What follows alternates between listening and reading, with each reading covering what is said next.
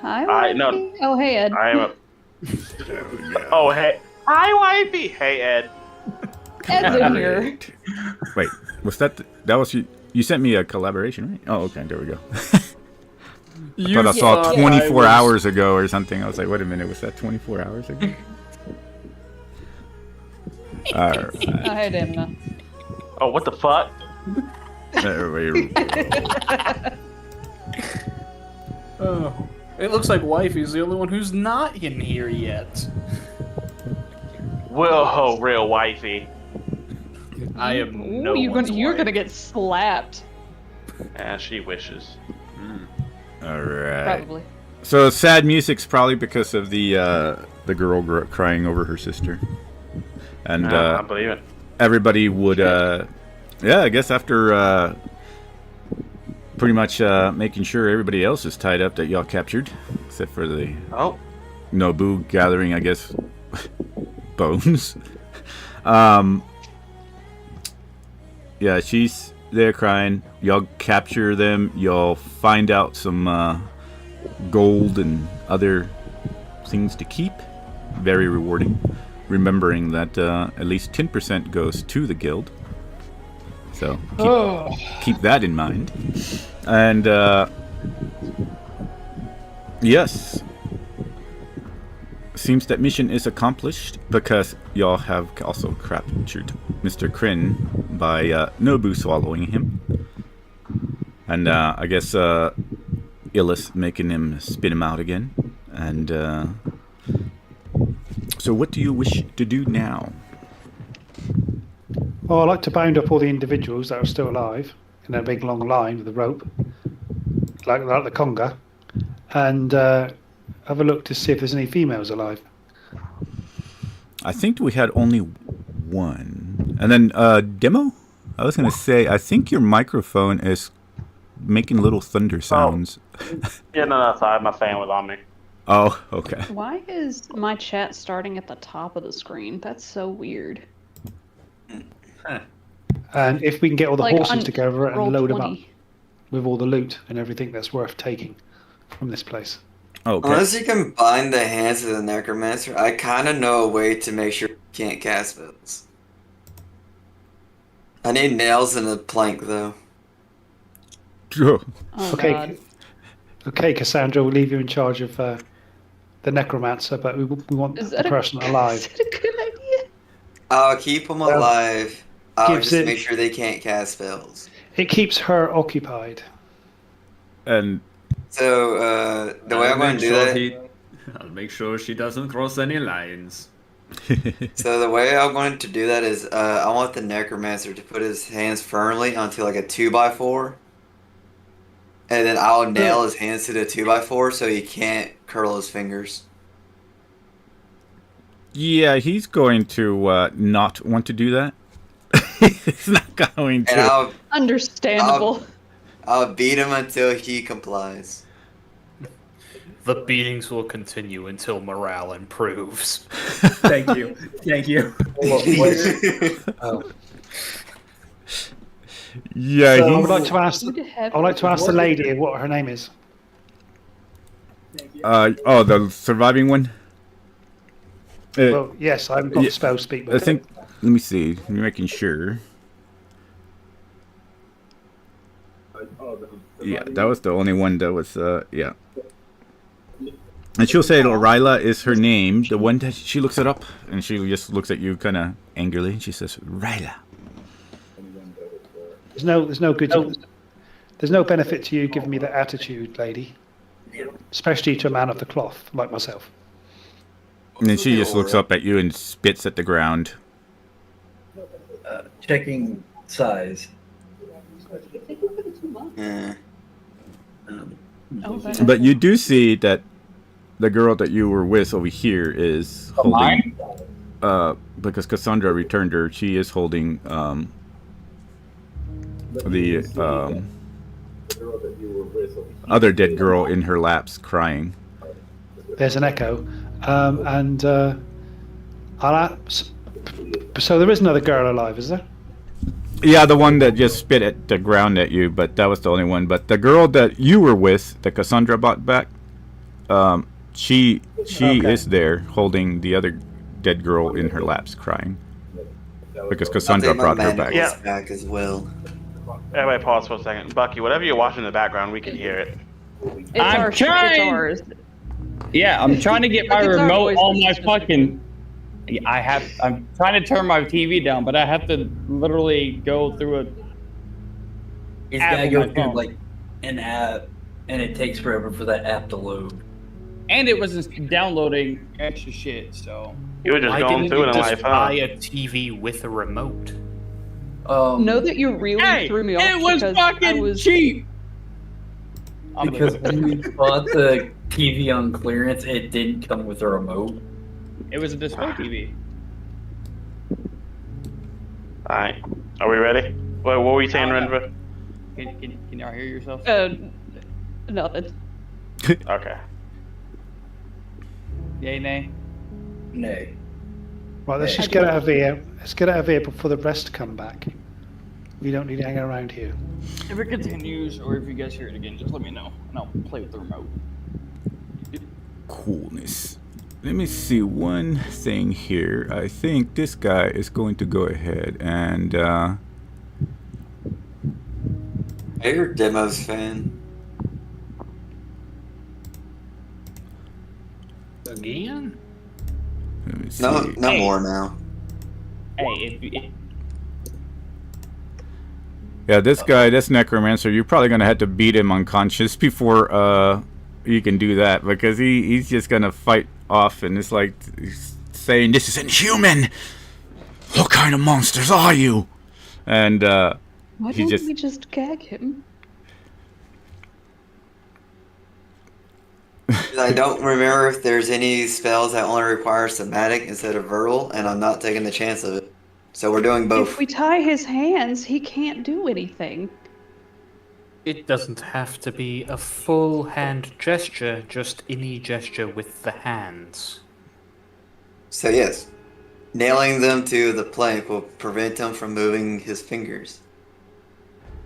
He had a spell book, yes. Yeah. Then he either has a focus on him or a components pouch. Simply remove it. Isn't there spells that don't require components like at all? I've cast those multiple times. I don't think there- there's any useful spells that only have somatic components. But I want to make sure he can't cast any spells because I don't want anything to happen. Pick him up, and we'll just silence him in a bubble. Cassandra wants to commit war crimes. It's not war crimes. What? There's no war going on. Hey, can Wizard Damn. cast spells without the spellbook? DM? Yeah. Wizards sorry. typically can. Hold up. Yeah, Wait. Demo, repeat that. Can wizards cast spells without the spellbook? Yes, they typically can, as long as like they don't need the spellbook around them. Timer. But as long as they have it already memorized in their mind, it's already ready to cast. But they just couldn't relearn them if they don't have their spell books. So they need their spell books when they wake up in the morning to relearn their spells for the day. Correct. If they don't have their spell book, they cannot learn any more spells. They've only kept the ones in their head from the previous day that they haven't used. Is that right? Correct. The only thing that's different from that is their cantrips. Cantrips, they don't need the spell book per se, but they So- would probably need like their ability, as they're saying, to wiggle fingers around and speak. Because cantrips are like Really? what you learn first. They've always got them in their mind because they're easy to learn. Yeah. Yeah. Alright, so how? So I have Yes, to Bucky. beat him until he goes unconscious? I'll just text it to you. Okay. Yeah. You just he just goes unconscious. He is covered in burns as I'll use my flaming claw. Okay. Yeah, he just passes out. So after that, it's up to y'all. However y'all want to do it. So because he's unconscious at that point, and was Ben. Is he dying? No, he's just unconscious. I don't think unless Cassandra was doing it to kill him. No, I'm not going to kill him. I just want to nullify his magic. Yeah. If she kills him, then she's going to be in very hot water with me for a start. So his hands are now nailed to the plank, so he can't curl his fingers. Okay. That's all the other ones who have been captured are watching this, and Did Illith not want that to happen? okay, so Illith. I mean, she was arguing against it, but if he beat him unconscious. So basically, you're crucifying him to a degree. No, it's not crucifying. It's they actually had those in medieval times, but for a whole different reason. Not arguing medieval times is not a good case. Yeah. Right. Anyway, let's get going now. You've done that foul act. Let's get out of here because there's others that could come back, as we've discussed before. So let's get out of here and talk on the way. Onward. DM, is this riding horse next to me already bridled and saddled up? Yeah, all these horses are pretty much bridled and saddled up. I am going to take this horse. Okay. I'm going to give you control. Yes. I would like to take a horse as well. Oh, If there's a black, Probably take if all the there's horses. a black horse, I'll take the black horse. Okay. So I'm going to go Why ahead does it and have to be black, huh? put... Because that's his entire theme, dog. I feel like I'm the only one I feel like I'm the only one in this party that should be able to say some shit like that. moving on. Anyway, we would Aaron's take the horse. horses with us. Aaron's horse girl We're going to phase give this is one to starting. Ben. I'm going to put God. control of you on it. Bengard.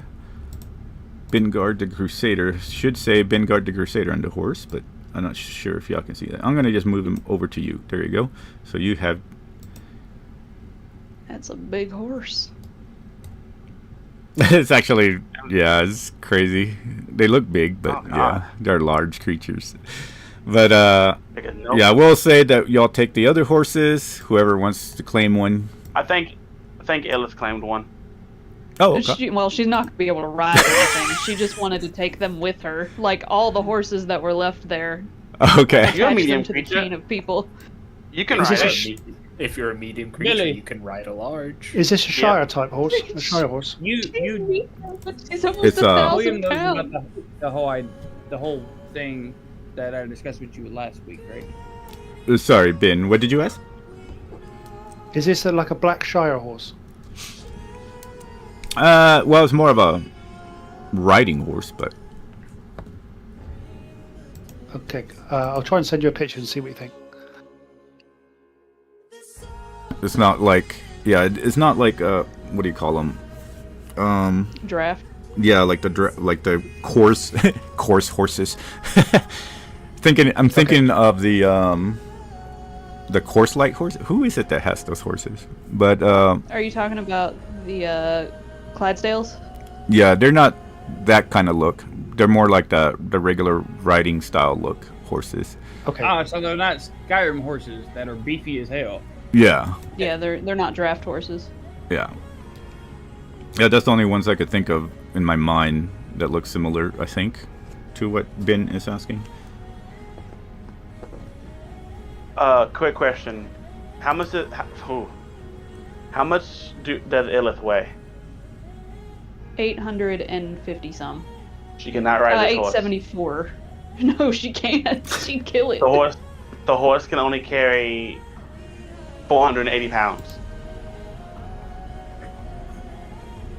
So you And can't the ride one steed either. is built different. I would In all kill like honesty, 3 of she these should probably horses. be large. Ben, Thank you, as you Paul. are leaving, and everybody, I guess, is putting them, I guess, like in a line. They're following in a line, I suppose, is how I'm imagining y'all tied them up. Yeah. The necromancer's on my horse with me. Okay. The girl that is with the dead sister, apparently, crying, is going to look up at Ben, and she just asks, "So I'm free to go?" Yes, you're free. But she'll- you stay here for a few hours until we've gone before you leave or do what you want to do. And she says, I can't stay. They'll be back. And she looks up at you and she says, You're a follower. You're a man of the cloth. Will you take my sister and bury her? Yeah, stick her on the back of my horse. And she'll look around for anybody to help her as she tries to put the sister up on the horse.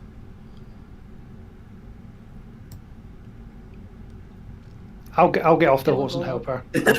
Yeah. I'll get off the horse and This help is her. deafening. Hey, I And would already in just been one of the constructs to go do it, but I think I'd scare people. I'd rather not. Okay, could you give me control of the Tess White, or she's called? Oh, okay. Yeah. I now can see where I am. All right. There we go. I was stuck in a building. So I probably want to. Would I technically be light enough to ride a horse? Yeah. Yeah. Oh, okay. definitely. I'll probably sit on the back of the horse as it's like chained to the line, just so I can keep my focus on watching the surroundings. okay. I would like to have a little scout ahead to see if I can hear anybody coming back to the fortress. So we don't just walk into them Roll- on the road with a tired pile of people. Go. So, And while- you're using that with the ravens, correct? Not yet. No, I'm just Oh, doing okay. it with myself at the minute. Oh, okay. Go ahead and roll perception. And at that point, this girl will actually start trying to head to the south to run away. Oh, nice. No, So while horse. so while Ben is up there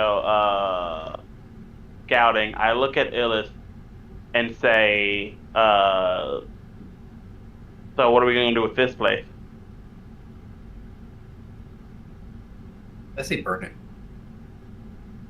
It was sorry in Illis's head. What are we doing with this place? By the way, I'm still wild shaped. Was there any signs of supernatural stuff while we were here, given the lore that she's read? Not this particular area. This area seems to be, though it doesn't seem like an area that they built. At least from the buildings, you would have been able to tell that it's been here a little bit longer. They were just using it as a hideout, but there is no. The only thing that I would say that Illis would sense is maybe there's a slight sense over the entire woods that feels kind of off, eerily, but this area just feels the same, but there's no strength in mysterious energies here.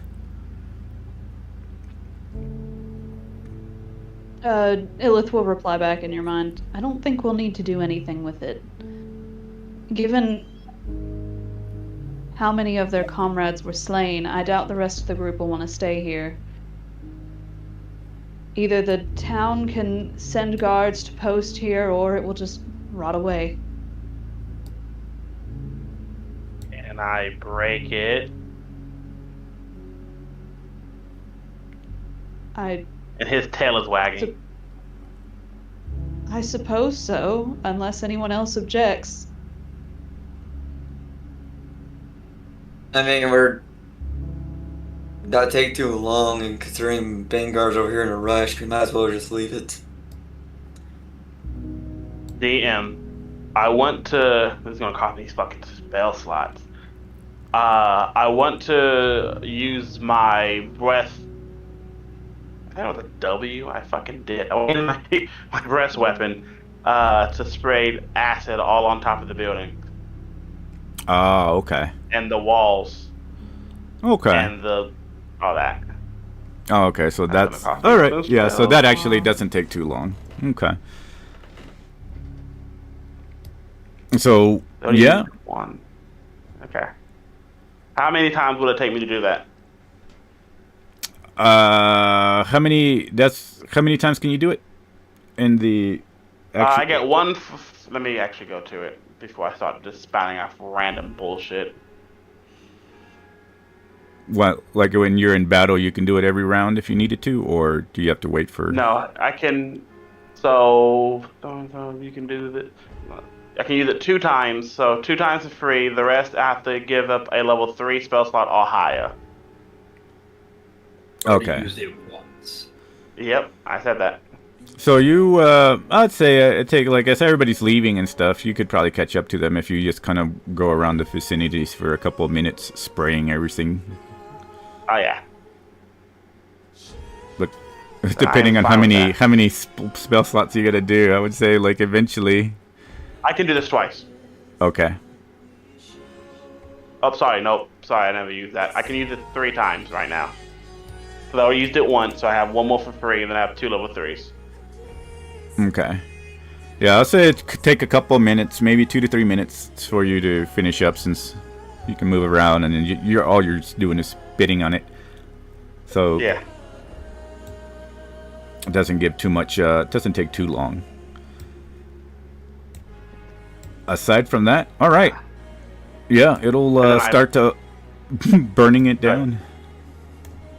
Better than the alternative, actually burning it down, so I force fire some bullshit. Or But then signals. I just run back, run back to them. All right.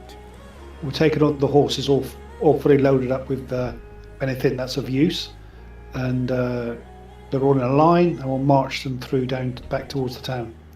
Okay. Is And- it Get Yankee Nike awake? Well, I figured that one y'all were going to tie up to. I know, but is he awake or is he? Well, he's awake. Yeah. As we're riding along, I do want to question the Get Yankee Nike on like what it's doing here and stuff like that. Do we know what a Gets Yankee is? No, I'm seeing an alien, so I'm very curious. No, what it I is.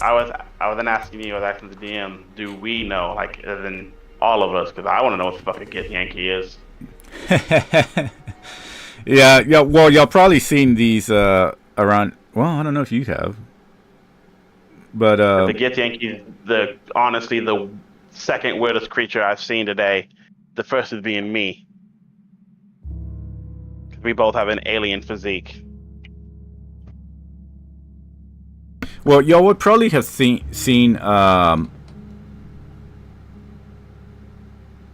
maybe 1 or 2 in larger cities, while you and Illith were probably going by, but they're very rare. Gotcha. But they are around in my world. Other people, like maybe probably Ben for sure would have seen them around. A strange, I guess, race. But That's probably one of the reasons why Ben casted a spell on him. yeah. Hermes probably would have seen like one in a bigger city where he picked up an assassination request, but that's probably about it.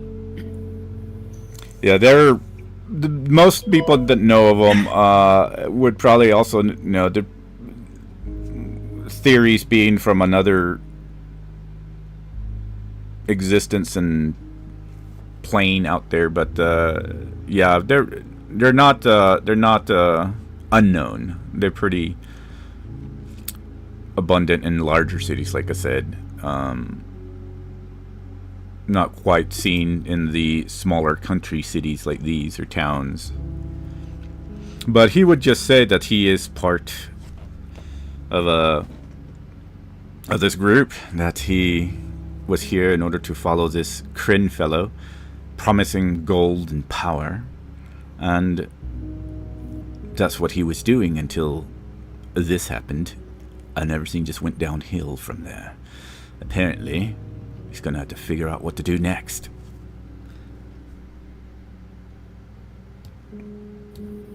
So golden power. Crane is the necromancer. Do what now? No, he would say Kryn is not a necromancer, and he'll point offward to the necromancer that's you have pretty much pinned through the hands and says, "Not stony necromancer. Apparently not a very good one." So why do you mongrel types even care about power and gold? In the long run, you're just gonna grow old and die. Why not try to make something at least somewhat decent out of yourself? He just laughs and says, "Decent? Something decent in this world? It's far more easier to go this route than the decent route. Most people who are decent are just gonna die forgettable lives." And then we could have killed you and you would have died all the same. So was it really an easy route? It's a risk.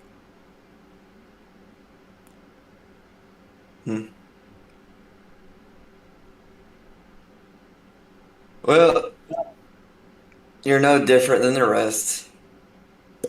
And then she'll walk off, seeming not to even care about his existence anymore. And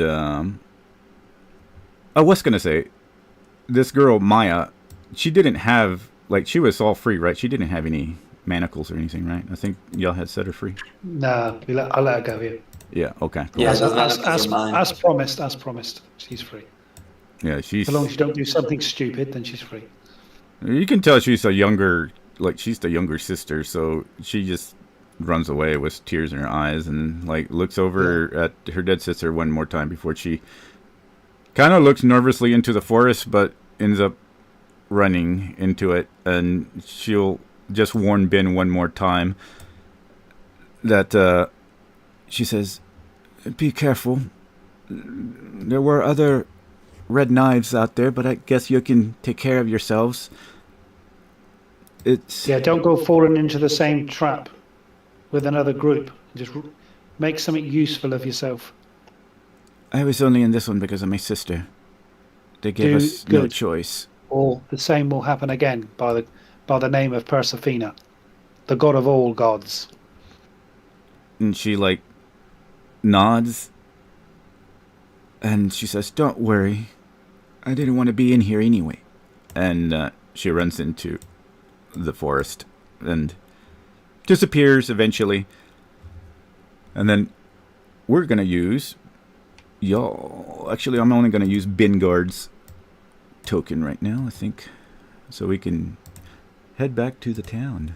We're going to jump By the back. way, I'm saying wild shaped until we get to the town. Okay.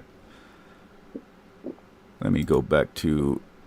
We'll make sure that the undead do not enter the town, of course, and we'll put them somewhere else. I'm assuming when we go in town, we're going to cause a bit of a stir with all this entourage. Yeah, you got quite a big line of people. But here's what we're going to do. We're going to go ahead and go to the map, because there is one thing that will happen, because y'all have maybe 2-3 days once y'all hit the broken causeway. If y'all heading that way, that road that goes back to Duskwatch, that's actually going to be, yeah, I'll say about maybe 3 days. Y'all have a whole bunch of people with y'all, so... As Ben enters the town, he looks a bit like a witch hunter, you know, from the films. He's black and all that. He looks a bit like that, but he's just missing the old hat. But he looks a bit like it. Sandra has the hat. Yeah. Huh? Yeah. Yeah, she does. Can I borrow your hat? No. Worth a shot. That's funny. We're gonna put y'all around here. Whoa, not that big. Oh, That's God. big. Jesus. Damn. Big My, that's a horse. big horse. Jurassic size Okay, maybe we'll just use bin. There we go. So I'll say about a day's worth of travel and stuff. That'll put y'all maybe about here. It's y'all heading back. We're not gonna go through all the days, but there is something as far as if y'all were to camp. I would say that you'll keep everybody pretty much tied up and keeping watch and such. Yeah, I have the alarm spell circling them. Okay. And we got Zool with the undead. Can overlook him. Cool. Also, question. This is for Reaper. Did you pick up a horse? Did you get a horse? I thought You you should. should. You should. I should have a horse. I don't know, a pony, one that I can act. He picked the smallest horse. Oh, Are God. any of the Black horses we Mirror Lake. brought along of the smaller stature? I would like a mean mountain goat. Your finest Yes. Oh, Yes. goat. I would say Said mountain goat. I would say there's no horse. Maybe oh my gosh, I forgot the Arabian horses' names. But maybe a horse that's of that style that's a little bit smaller, but that's about a the Mongol best. horse would be perfect. donkey. Yeah. Unfortunately, That's very religious. yeah. Unfortunately, there was no donkeys, but that's about the best you're gonna do for horses right now. May this place that sold us not adequate mounts. It works. It really does. Naboo, could you dig me a grave, please, so I can put this lady to rest? Sure. Then Thorag, you can ride with me, my friend. Aye. Oh, it's Mongolian. Okay. All right. I dig down. I'll do the rites on this lady and bury her with the help of Naboo. Yeah, eventually, also, when y'all did start heading back, because she couldn't bring her wagon into the forest, y'all would have found an annoyed Amara waiting off in the distance, and she would have eventually gotten back into the wagon once y'all arrived there, and of course, she's keeping far away. And when y'all stop for this particular camp, this one is going to actually focus on Mr. Naboo really quick before we move on. Naboo, while everybody is camping, taking their rests and such, where does he usually camp, or where does he usually stay? With Illith. With Illith? I use my body as a pillow for her. Oh, And I okay. like curl around like in a circle. Okay. And we got the undead keeping watch anyway, and during this time when it's getting closer into the night, and these undead sentries are standing motionless at the perimeters wherever they may be, Naboo won't be able to sleep. He cannot sleep for some reason, and but while this is happening, what is everybody Story of else? my life. Is everybody else sleeping, or is there anybody that's up currently? Zul's awake. Okay, Zul's awake. And Cassandra, you what? I'll be sleeping on top of the horse with the necromancer being under me. Okay. So you're okay. So, but you are asleep. Yes. Okay. So Zul's the only one that's awake. All right. Her maze would be in a tree, keeping an eye out for a few hours before going to sleep. Okay.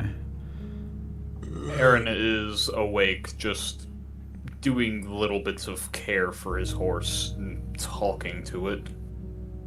Okay. Oh, God. So here's what we're going to do. Everybody that's awake, roll me a Constitution save of DC 22. Who's awake? Yeah, everybody who's awake currently. Constitution save 22. What? If you're within 10 feet of me, add a +4 to it. You are not conscious. You're asleep. Yeah, but my aura is still up. No, you have to be awake. Yeah, the auras are limited by you being conscious. Most abilities like that. Oh yeah, while you are conscious. Okay, so no +4. So 2 pass, 1 fail. Wow. Y'all are crazy strong. Okay. All right. No, that's crazy good. Okay. So Sweet dreams, the enemies. that would change a little bit. So Naboo, while this restlessness is hitting you, you start to sense a pull of the mind, like something pulling at you. And you feel a sense of needing to leave the group right now toward the forest. And it's not something that you actually go ahead and roll me a intuition. What the hell? Man, I am tired today. Sorry. What? Not intuition. What's the other one? Check? Sorry. Insight. Yeah, insight. I'm gonna say like with my intuition. Let's see. Let's go. Oh wow, it's about to be an 18 and a 9. Oh gosh. Would you like it to be higher? You're asleep. Yeah, but I don't have to be awake. Oh, I guess it does take a reaction. Never mind. Yep. You fool. Fine. I sensed he failed. Then she failed, woke back up, went back to sleep. Just set up real quick, cast the reaction, falls back asleep. So I'll say, Naboo, you don't know how to feel about this. It's the only thing I would say. You don't sense like it's just neutral to you right now, but you do feel this sense like something is pulling you to the forest. So it doesn't feel bad, but it doesn't feel okay-ish either. That's curious. Yeah. Alright, so I kind of like sit up, but still using my body as a thing, and I look towards like the direction. I look back at Illith. I look back to the direction, like multiple repeating times, and then I kind of like hold Illith's head and slither out, but then use my big bag as a pillow again, so like her head doesn't move as much. Man, that's And then I definitely kinda just- type of shit. If I need to roll that, I will, but I'll do that, and I will. Yeah, just roll me a sleight of hand. You nat one and just drop Illith's head on the dirt. That's one way to wake her the fuck up. Because you're trying to I've do never it wanted without... you to get a nat one so bad. Oh. I honestly wanted to get in that one. You rolled a 10. All right, so you're able to make it. Let's just roll me a con, to see. It's a small DC. It's probably a con of 10. Just a flat con. Yeah. No, you can roll your normal, but yeah, it's just a DC 10 just because you're sleeping. Like a con check or a con save?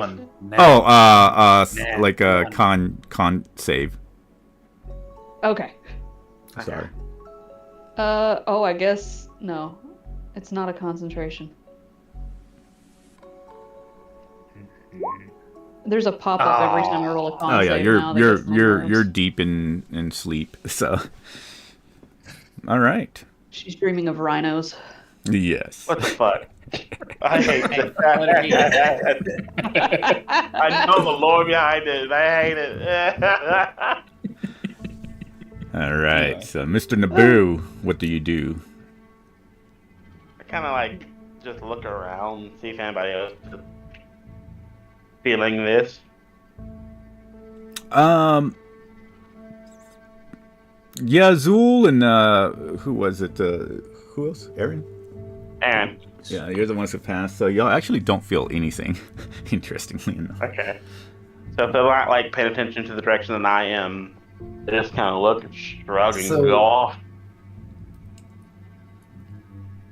My question is, what happened since I didn't pass? You didn't pass. Sorry, I completely forgot that. telling you, man, this wedding killed me yesterday. All right, so for you, Hermes, as you were paying attention, then suddenly you feel this weird sense of like energy, not energy that's like physically hitting you, but inside like of your mind, something that eventually makes you feel very lightheaded. But you slowly, as if something is cradling you, fall asleep on the branch wherever you are. You don't fall, you have no sense of falling, but as if something is cradling you and putting you to sleep. And that's what happens to you. You succumb to the darkness. And you feel very good, like, falling into this darkness. It's like, this sleep feels so wonderful. And it feels like sleeping on a cloud. Yeah, and it feels like this sense of stress and such is just removed from you.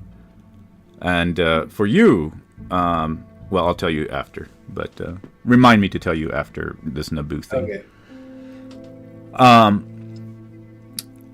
But yeah, Naboo, it seems like Aaron and depending, I guess, if Aaron and Zool are watching you, I suspect. But for the most part, yeah, whatever they're doing. I want them to wake up Illith, so I will kind of sneak my way out. She needs her beauty sleep. I don't sleep that much. Okay. Are you trying to sneak out, or? Yeah. Okay, go ahead. Okay. Hold on. Quick question. Is he going north? What is it? North, east? I guess it would be Is he more to going the north, east, or west? It would be more to the northeast, I would suspect. Okay, so then he would be passing Princess. Tell Princess, shut the hell up. Thing is, I am currently next to Princess. Actually, Princess is more of not necessarily rolling low me, today. but So if you're doing a stealth, go ahead and roll. Roll a perception for. Just go on your perception. Roll me a perception on from your skill. I would think. Who? Since Princess is. Oh. Yeah. Yeah. No. So Zool. Yeah, for Zool. what?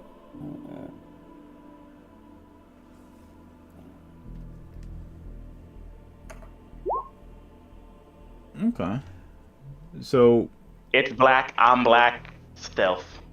Okay, so you just kind of like slither in and vanish into the trees and shadows and such. And this is what I guess Zool would probably not be able to eventually see as, all right, you disappear. Well, I mean, if he makes any kind of noise, I mean, it's a bear. Yeah. They're gonna sense where you're making noise from. It's a dead bear. Nazi. Still has hearing. All right. I've got 21 passive perception. Just I'm asleep, but yeah. Oh God. Yeah, Jesus. A sleep perception.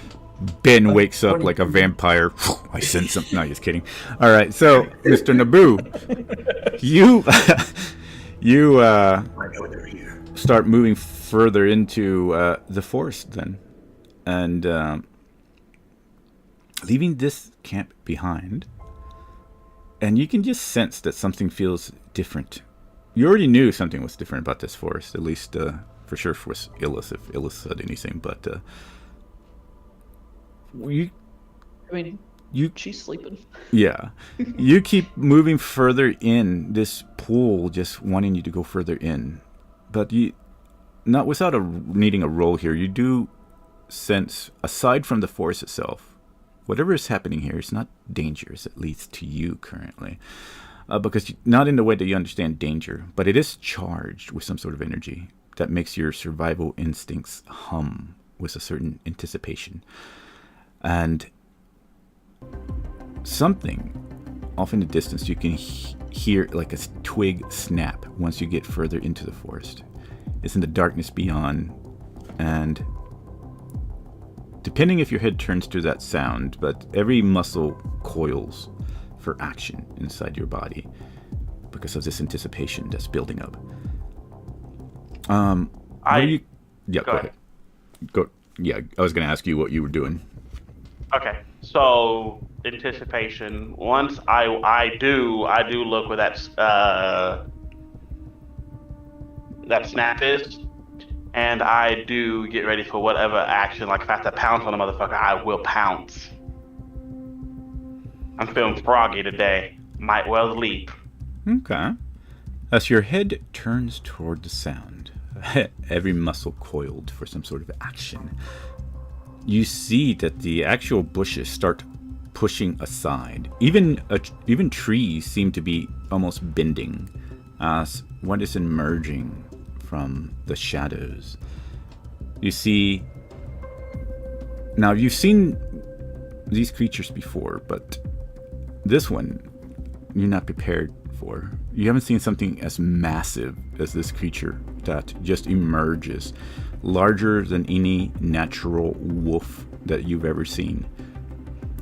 You see this massive wolf. Its coat is a deep silver black, and as your eyes perceive it, you see that it almost seems to absorb the moonlight, and its eyes glow with an inner fire, but you can tell that they also speak some sort of intelligence, far beyond any of the other mere beasts that you've seen in forests. And you can see ancient scars that kind of crisscross around its muzzle and flanks, possibly from battles fought and won. But it pads silently toward you, clearing everything out of its way. Its eyes are just locked on yours. I get more into like an animal stance and I growl, trying to make myself bigger, like how any animal does. Okay. As you do this, it seems not to be bothered at all, and it keeps moving toward you with some sort of fluid grace of an apex predator, it seems.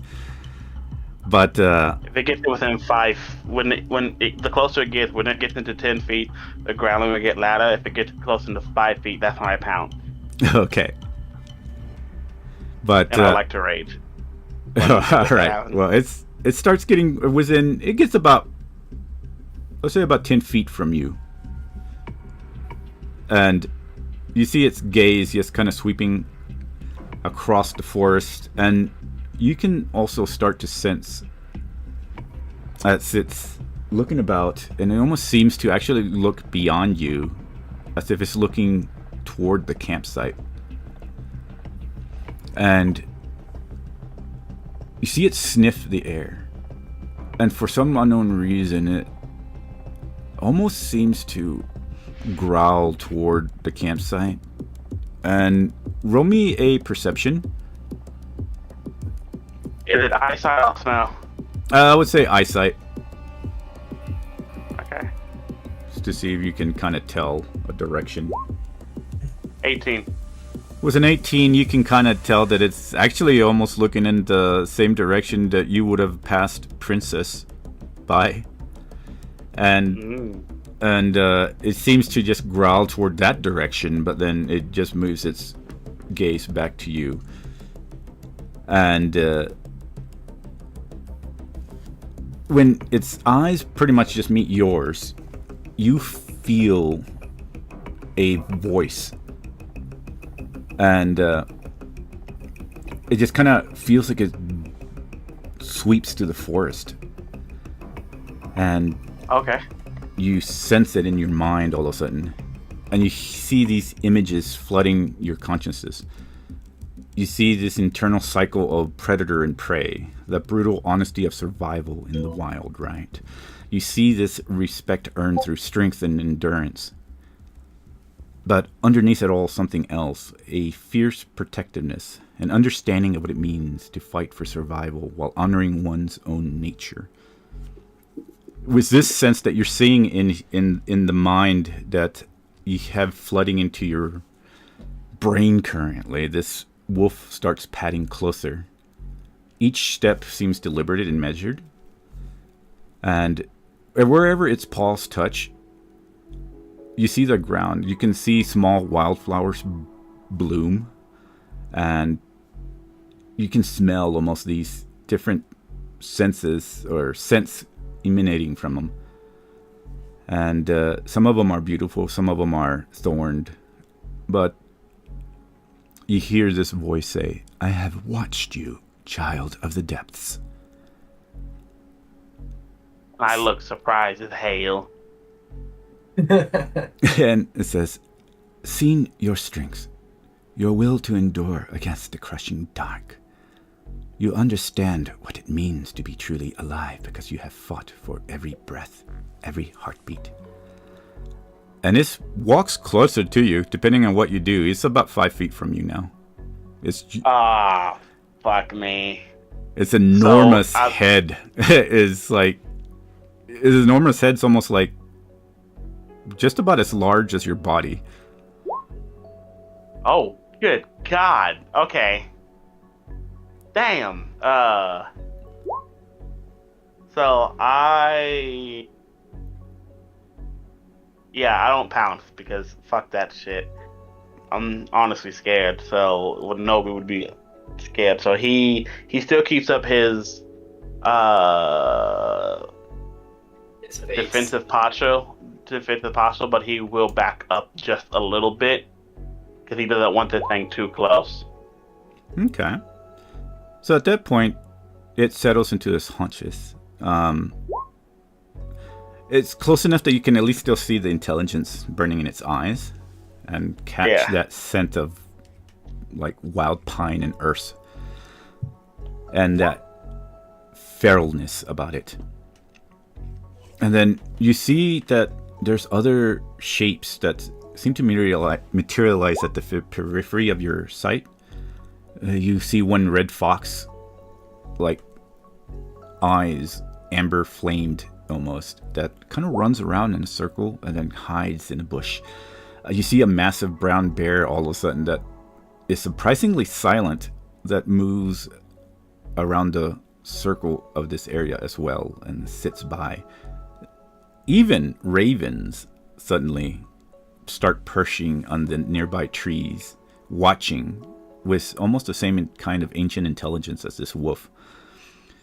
But all of them are looking at the great predator here with some sort of reverence and acknowledging. And the voice is female, and you hear it. You have wandered long, as its mental voice continues. And following paths laid by others, seeking belonging wherever you can find it. There is no shame in this. Survival often requires adaptation. And then its massive head tilts and says, but I sense something in you, a hunger for more than mere survival.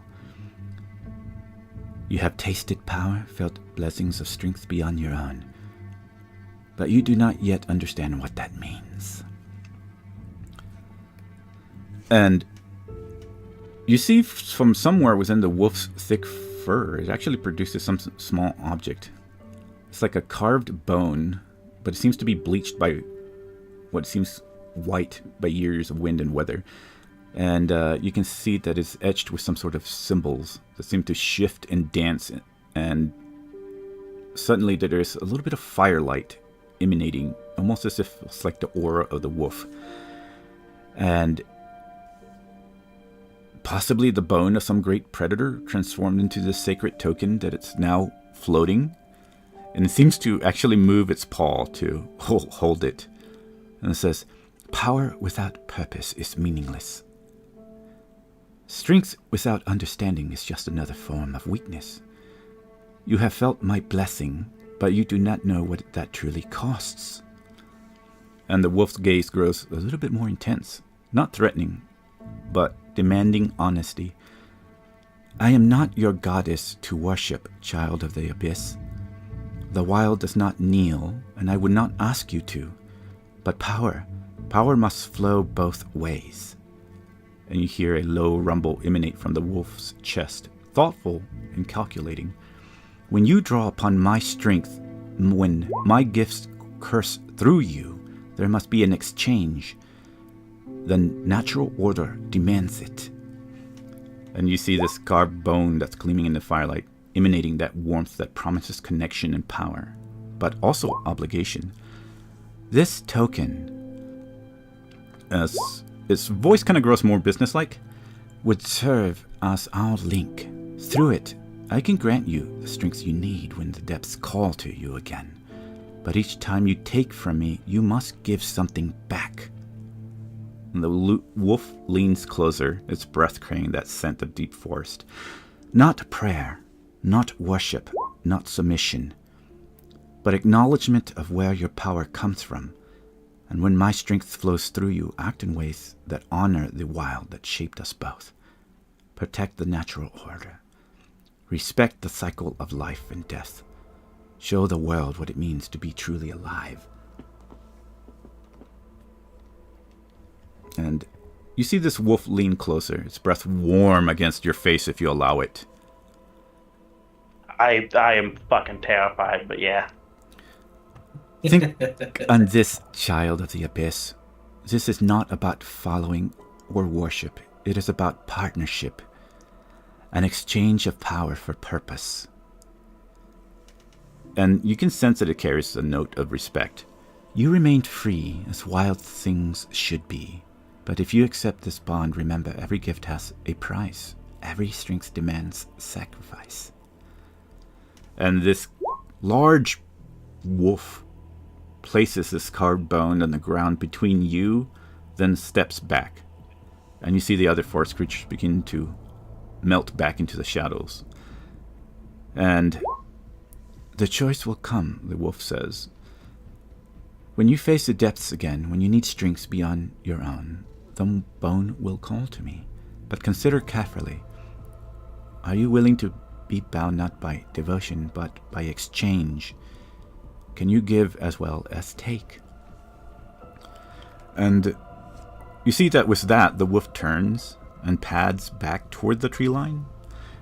It pauses only once and looks back at you with those burning eyes. Remember, power shared is power doubled.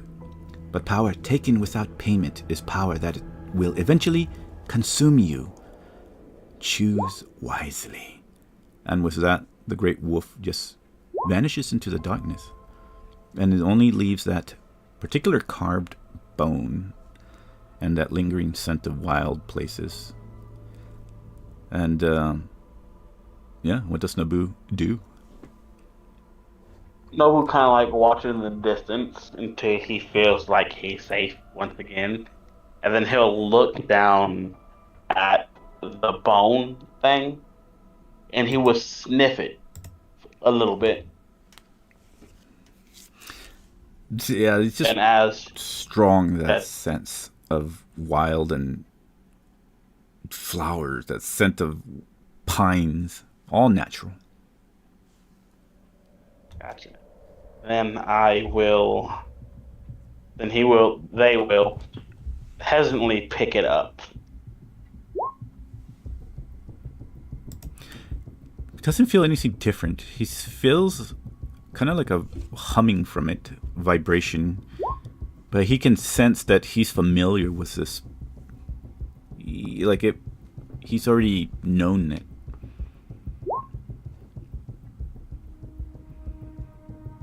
Gotcha. That's weird. Okay. So examine it for a few minutes, trying to figure out why the hell I know this thing. If nothing comes to mind, I just kind of like look around, and then I go back to the camp. Okay.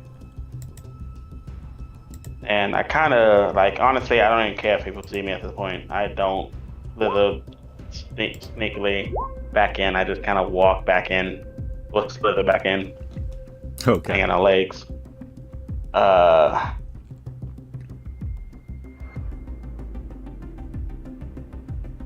God, it's crazy. Okay.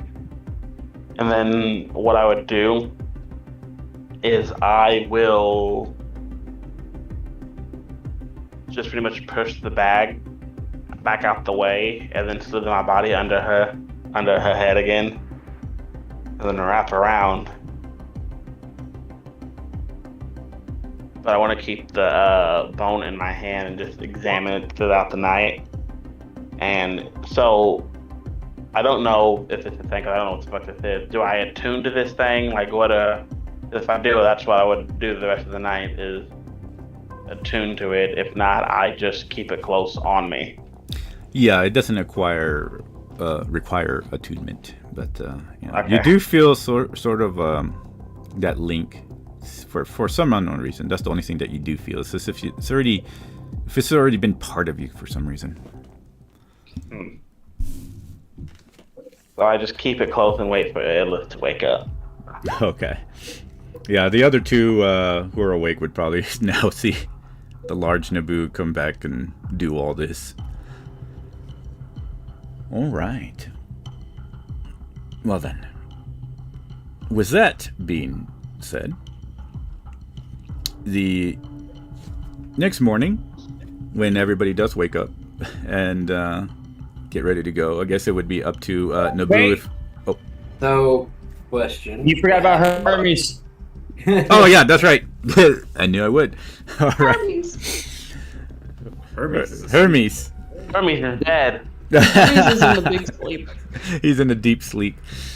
So Hermes, for you actually have a bit of a. The next morning, when you do wake up, you would actually feel very refreshed, and you feel like if you're like been having the best sleep of your life, and any kind of. Not only do you get a long rest, but for the most part, for the next, if you feel like if the next week or so, you have a sense that you can probably hit better. You have a sense of being able to concentrate better. For a week right now, you have advantage on all saves, checks, and attacks. What the fuck? Damn, I should have failed my save. Yeah, that's what you get, you bitches, for passing. Oh, and you do have you feel as well that you have a what's the best way to explain this? A link to the ground, to the trees around you. You feel a little bit differently in the tree that you wake up on. You feel like you have a better sense of its life force and an aura that you can sense around it. And looking around when you do wake up, you have a sense about nature, and you can tell where there's creatures in a way. Like if a bird flies by, you can almost sense an aura from it. But because of this, you also sense something troubling. You feel as if it's a sickness. While you do feel the nature here, you also feel like if there's some sort of disease permeating around this area. Almost what Illith would probably have sensed or read about or felt when she tries to do anything as far as research or looking into this area. Do I get a sense on where this type of corruption is coming from? No, it's just permeating everywhere. It's all whatever this particular area is, you can just sense it. If you were to be able to drive anything, you would maybe best guess if you go lingering deeper into the Deadwood Glades, possibly might get stronger. But yeah, it's just all over. You can't really gauge a certain temperature of how strong or weak it is from any particular area.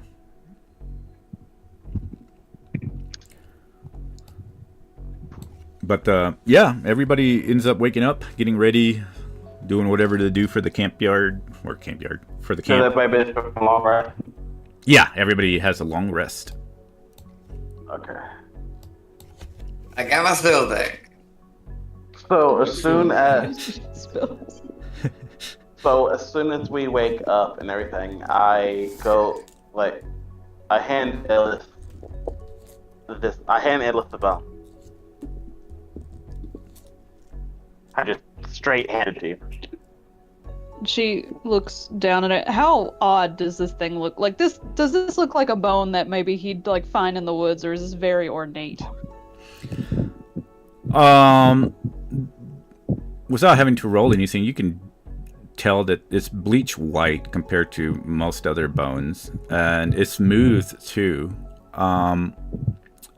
Imagine it like almost like a more of a oval shaped long bone that has smooth edges. There's like no breaks, but you can still tell that it's bone. It seems to have been weathered by nature in a sense, and you can't really tell about the symbols because the symbols themselves seem to almost change. They're like liquid, just changing.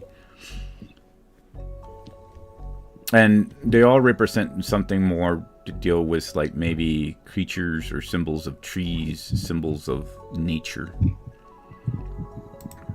Okay, so it's less a language and more like symbolism. Yeah. Like, if I ritual cast comprehend language, is really what I'm getting at here. Does it look like something that I could read? No, it wouldn't be. You would probably, with your intelligence, you probably see that it's not something you're going to read. It's just the symbolisms of it. You're not quite sure, but with the language, yeah, you wouldn't be able to read it. Gotcha. You gain it as more so like representations of something. Where did you get this? A wolf gave it to me. It It's just huge. walked up and gave it to you? Pretty much. It said something about her. Sorry, its power is not for worship. But then he explains like the whole interaction with you that he had. Oh, I don't shit. get it. Alright, hang on. I don't worship a wolf. By the way, it's a she, not a he. I've been saying it. Yeah. I feel like that's on purpose. Give me 1 second. I'm checking something. Who's your daddy? Millie. Who's your I could have swore you was about to say who's your Choose daddy. your god. Come on, pull up the gods. Shit. So she would have studied she would not ever expect him to pick up a god. So when he starts actually worshiping somebody, she would look into it. Would she recognize the giant wolf as a visage of his goddess? Huh. 'Cause I can't Roll find it. Roll me a religion on that one. Absolutely. Because she does study gods, correct? You know, she reads about them and such. She studies everything. She studies everything. Mostly history, mythology, religions, artifacts. Oh, I got a 3, so I got a 16. 16. Okay, well, you would know. I mean, if you're studying all this, it would be common knowledge that, especially for most gods, they might send particular gods, like Arya is the most. Arya is probably the most of the gods that actually visits mortals in the world and actually talks to them. But from there on, it goes down in the line, being Persephone next, and possibly Ishul. Millie rarely makes herself known, and but she is the goddess of all beasts. And she looks more upon like rangers and druids with that sense of kindness, because they try to live with harmony with animals and such. So with that role, if you know anything about Naboo, I don't know how much he has expressed about this goddess or not. If he has expressed anything of that, you would probably know that maybe she would turn into some sort of beast, and she would use that as a aspect to make connection compared to other gods. Now, So- I hear the correct me fan if I'm again. wrong, Bailey, but he would have learned everything he knows about his own goddess from Ilith. Oh, 100%. okay. Then yeah, I guess in that sense, if it's going by that, then yeah, she would probably know that if she would post, there's a lot more information I haven't posted on the wiki, but yeah, Millie would probably show herself probably as a beast. You would also know that she has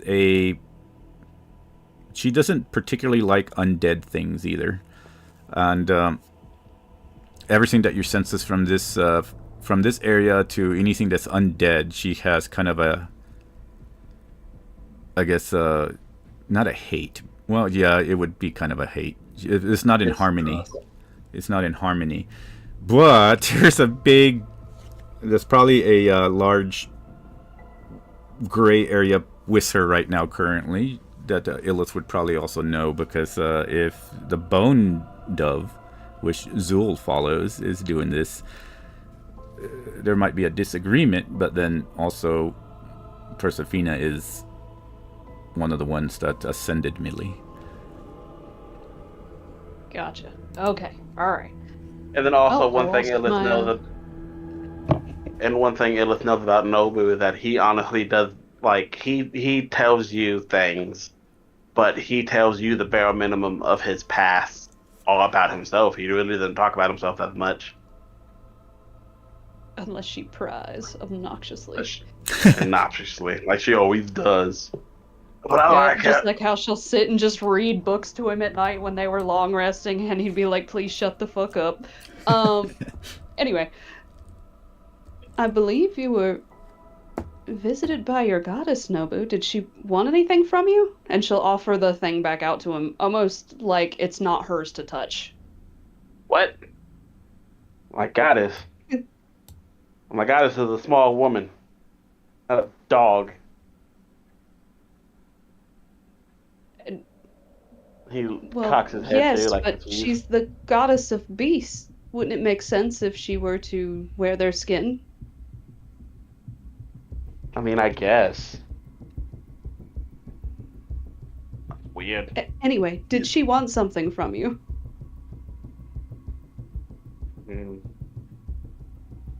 She just gave me this and told me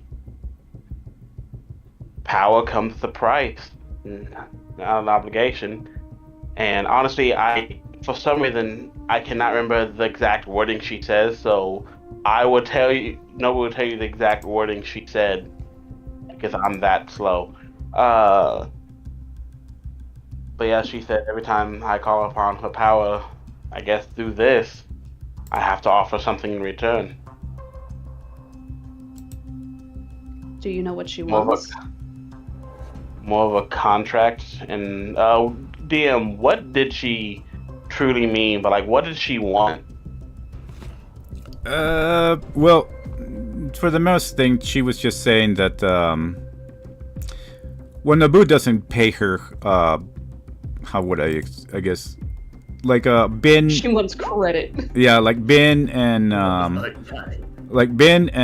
any of the ones who follow gods, like Thorag and all them, they need worshippers in order to gain that sort of power.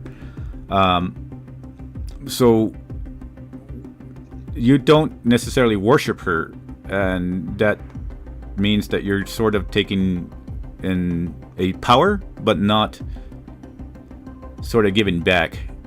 But though you're, I guess in a way, Naboo is still a wild creature, so in a sense, this is what she was seeking, and the reason through her wording that's kind of not direct is sending this piece of bone as a link that is in exchange.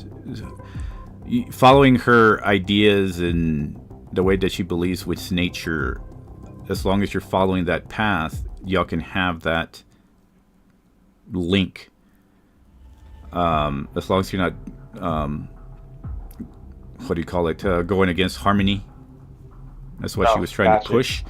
Because she needs something in order to still be able to give you power, which, since you don't pray to her like Ben does, or how other clerics would usually do around the world, that's how gods usually gain the power. But like she said, not prayer, not worship, not submission, but acknowledgement of where your power comes from.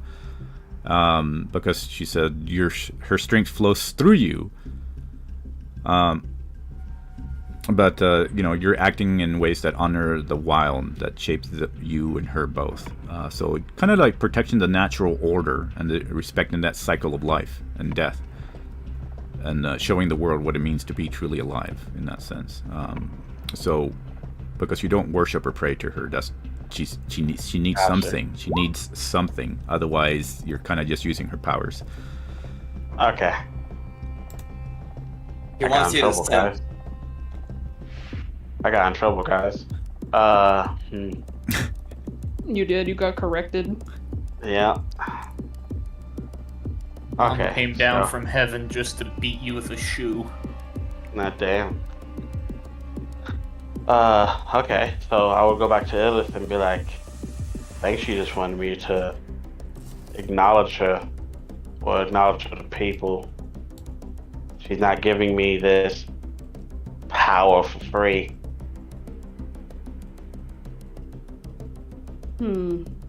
I don't think any god does in a sense, but hold on. And she'll dig into her bag, and she's got a small collection of books in there that she has gathered over the years. And she would.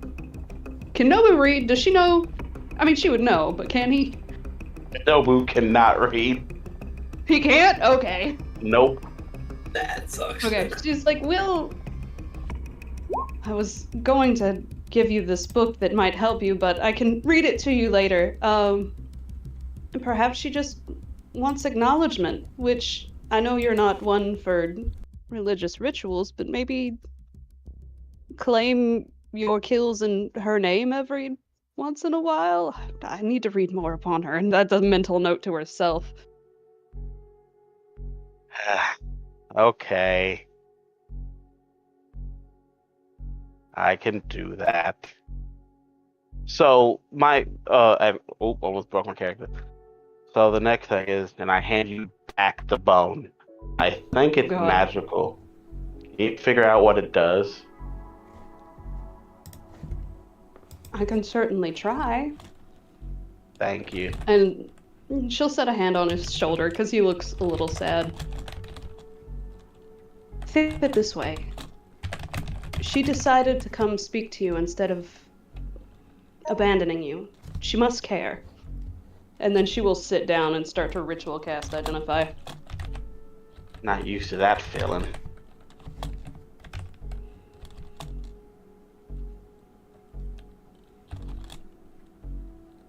Well, Ben's going to pray, have his food, and get ready to leave. Yeah. I didn't make food because I wake up way earlier than y'all do. All right. Okay. Well, then, with all that being said, we'll go ahead and move forward. And Does the thing do anything? oh, sorry. Do what now? Does the bone do anything? No. Yeah, She's she's ritual casting casting Identify. Identify. Oh, identified? No. Oh, you ritual cast identify. Okay. If you do that, it doesn't really do much of anything. You can sense, as far as giving him like any benefits as like pluses or such, but it does, at least that you can see, have some sort of that divine energy for sure. So it does kind of give her that proof that is a divine piece from the goddess. But you can at least see this aura that's spreading through Naboo from the bone and creating some sort of link to him is the best that she would be able to see. So not necessarily any kind of extra benefits, but it does give him that link.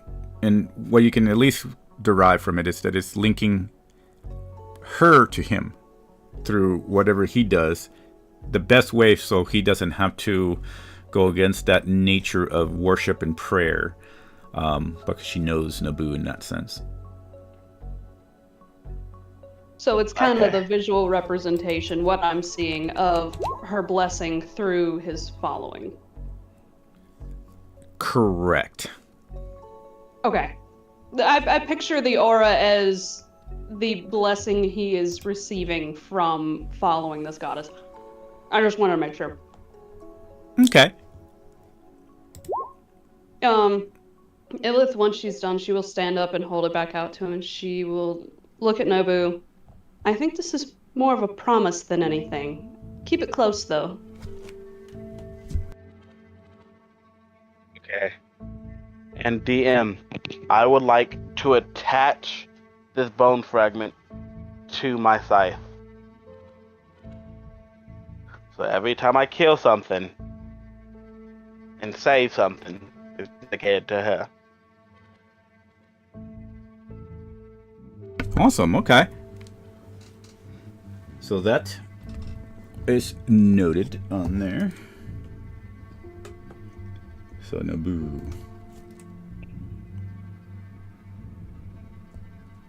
I would be interested to know what his goddess thinks of his druid circle.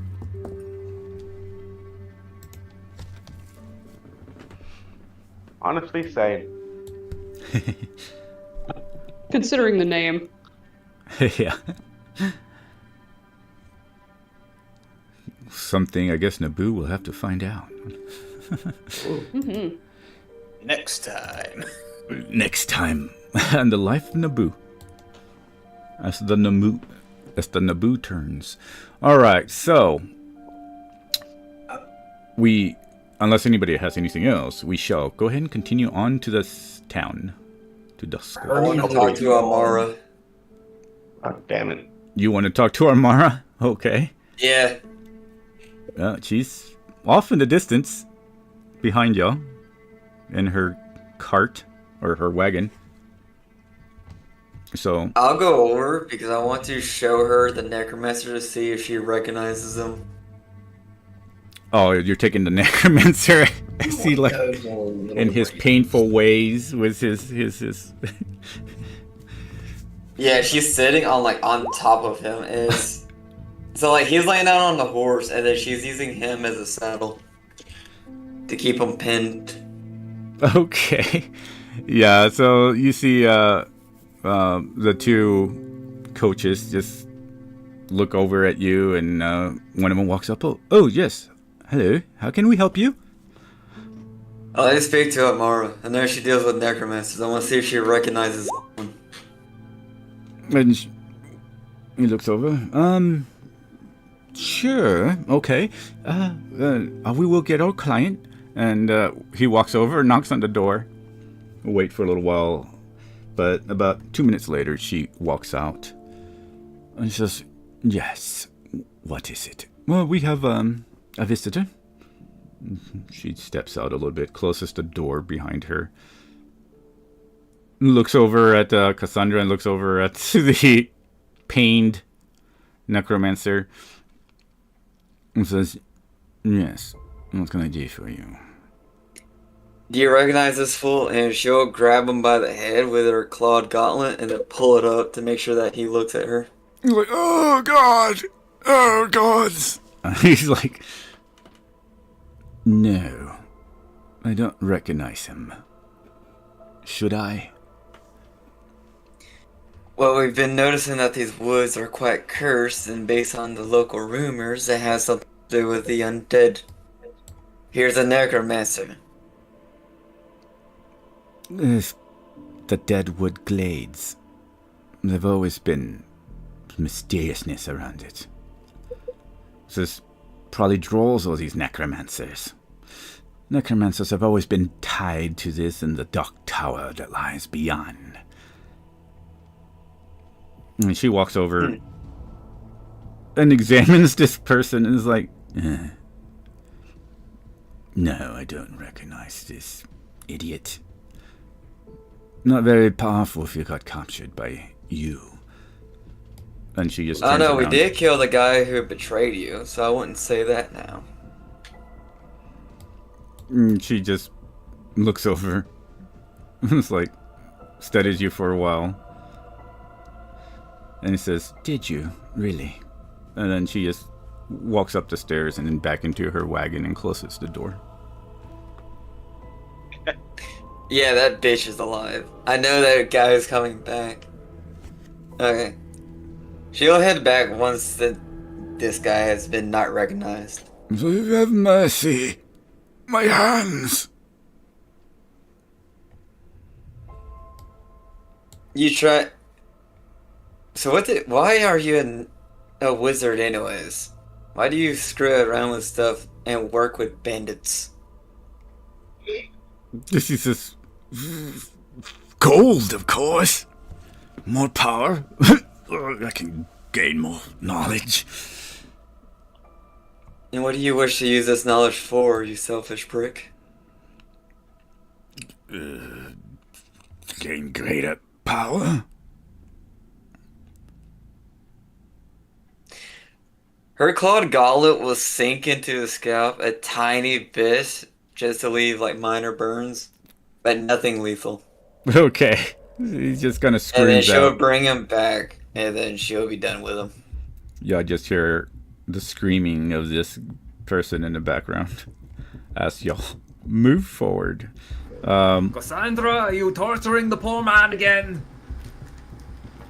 We had a chat with Amara. Why is he screaming? Because he's a pretty weak fella.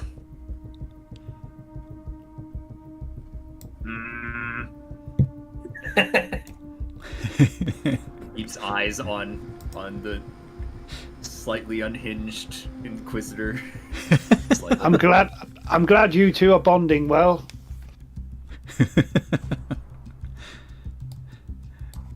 All right. Nobody else. Since he is Oh, awake now, children. she will kick him off her horse since he's awake now. Okay. Oh yeah, and just to make sure, I gave everybody a drink because we're doing a fucking toast. Oh, the toast. Okay. All right. Yeah. We Toast. could probably wait till we get town to make as much time out of it as possible. Just in case anything happens. It lasted 8 hours. Okay. Where? Oh, yeah. Well, Up, unless anybody up, has up. anything else to do and stuff, well, I'm gonna take us to the town anyway, so. Naboo was basically the main scene right currently, so. Other than being on high alert because the overwhelming amount of information I'm currently getting from the heightened senses, nothing else I'm really doing. Okay.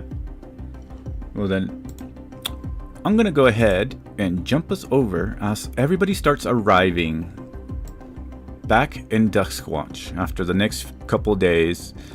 The slow trudge forward.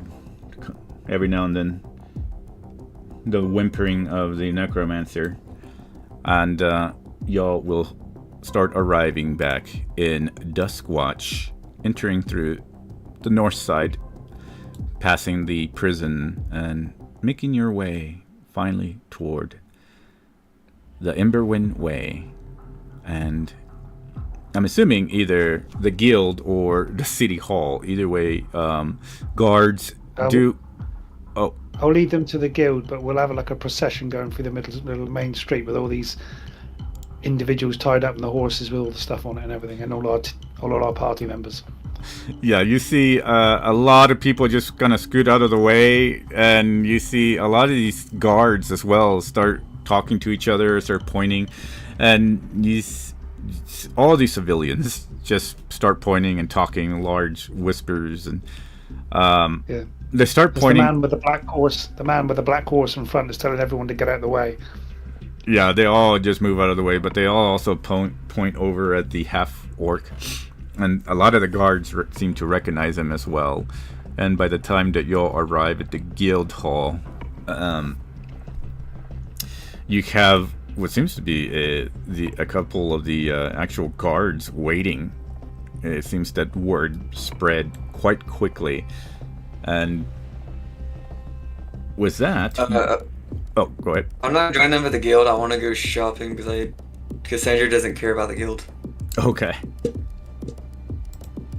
Alrighty. Just send me whatever you're shopping for and I can give you prices. Cool. And Amara, she's gonna actually kind of wait out here. That should be within a good distance where she's not seen. And as y'all enter, she will come close to the group and just warn us. And as she's like, the wagon comes up to the group and says, "Just be quick. I don't trust those others being here. The brides might be lurking still." And then she'll just fall back. So who's she speaking to? Just the group, anybody near by her. Okay. She doesn't proclaim anybody specifically. All right. So arriving at the guild, you see there's quite a few knights and militia people waiting out there. All of them glaring over at the orc, half orc there.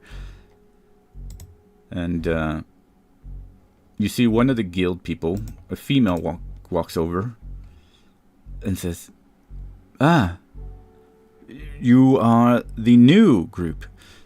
It seems that you are back and brought him in alive.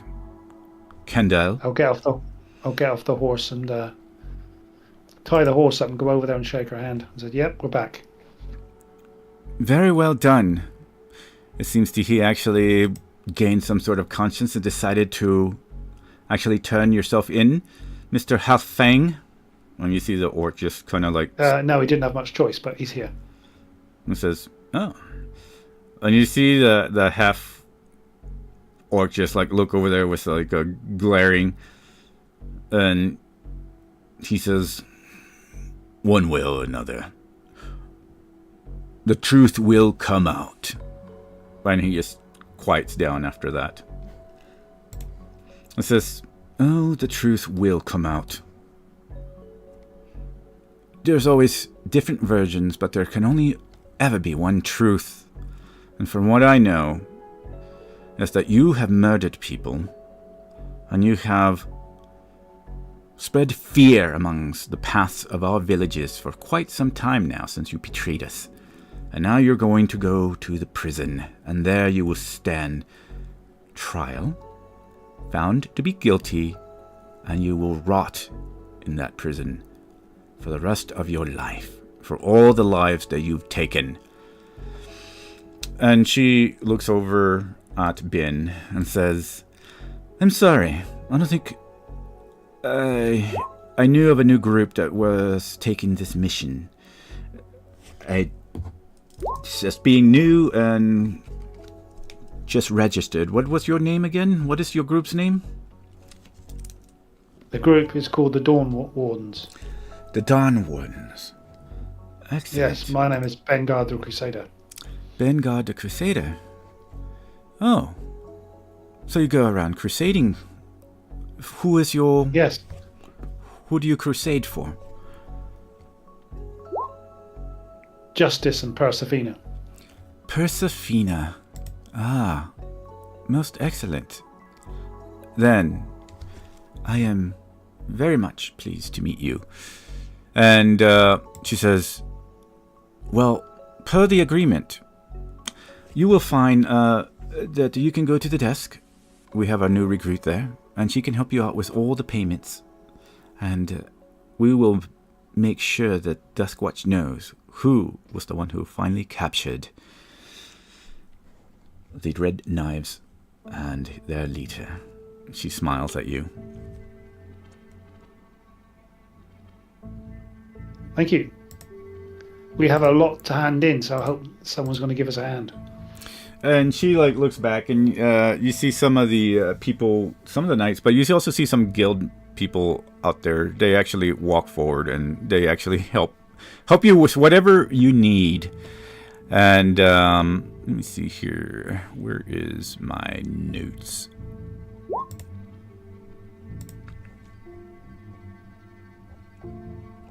There we go. Oh, there we go. And she, while she was shaking your hands and stuff, she would introduce herself stuff. And if you have any questions, actually just feel free to go and find me. I am Mistress Silvara Wynn.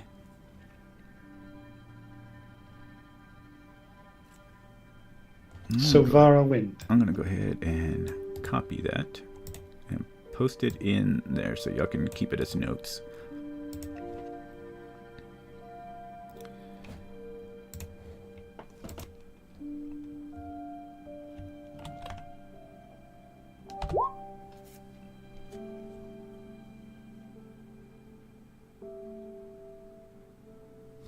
There we go.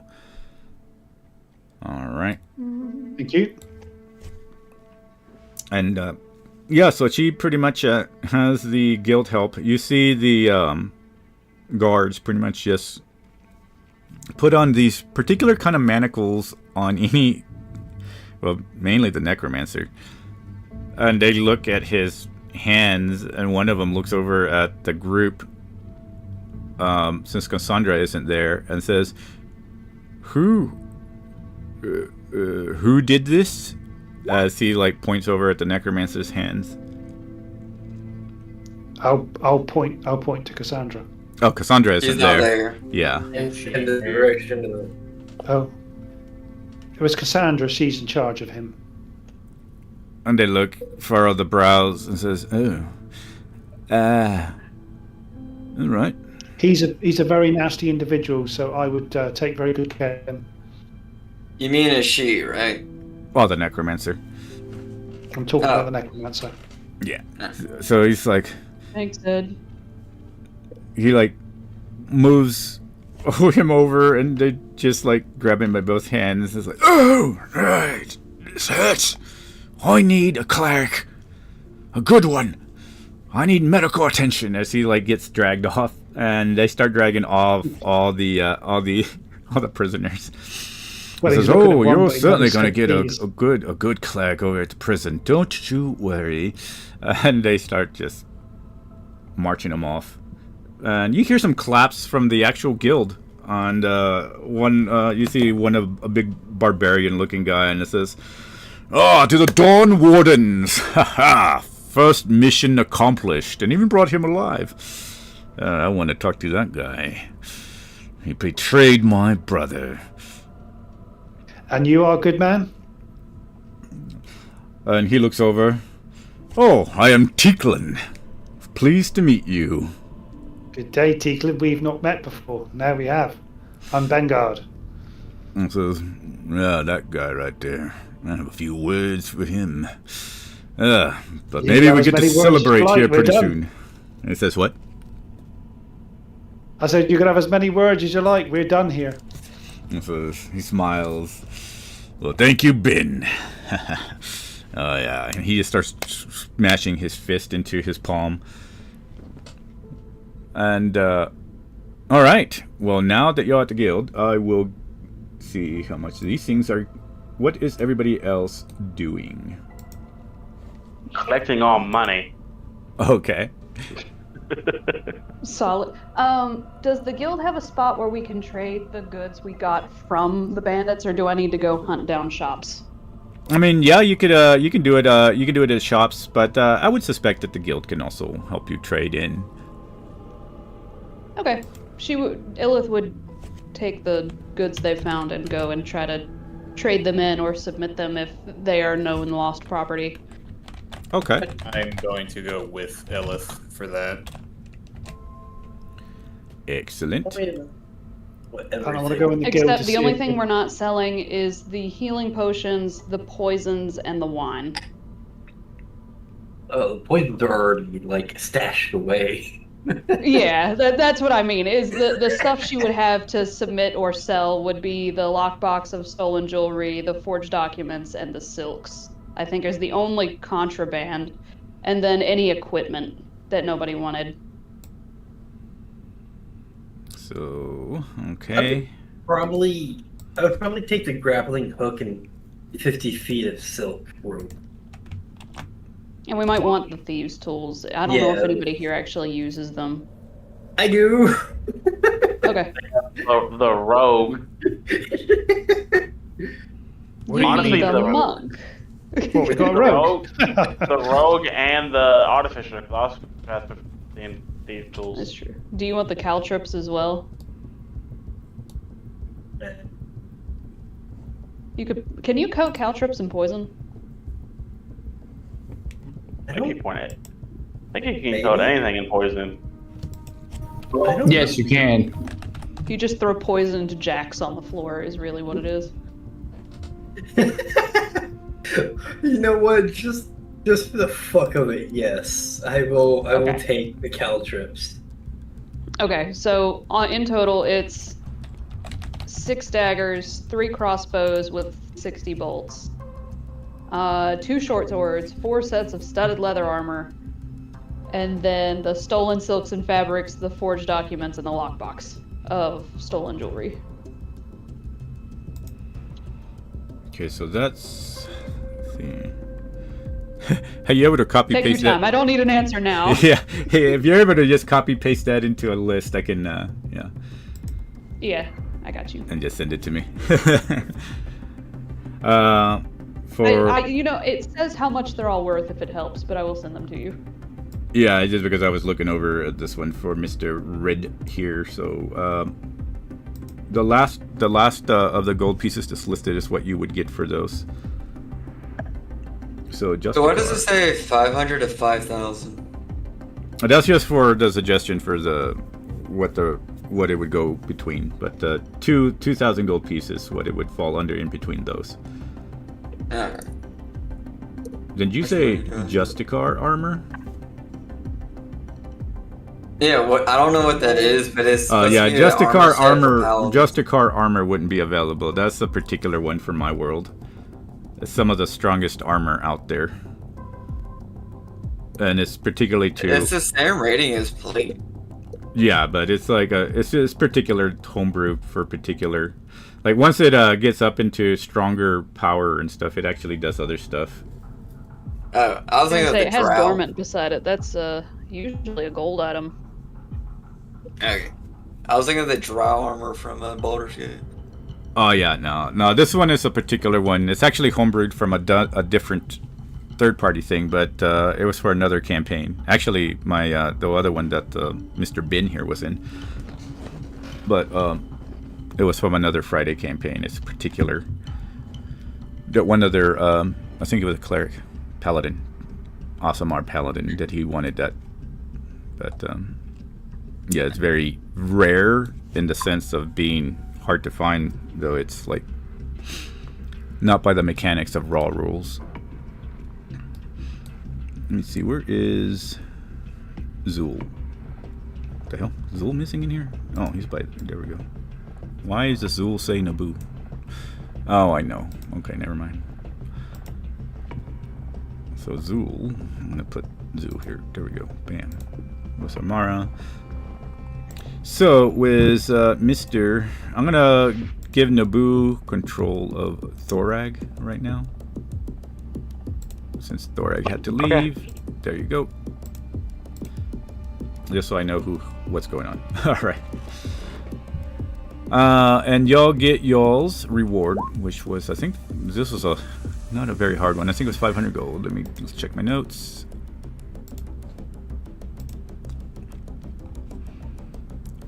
I think Literally is the one that's currently right there, so...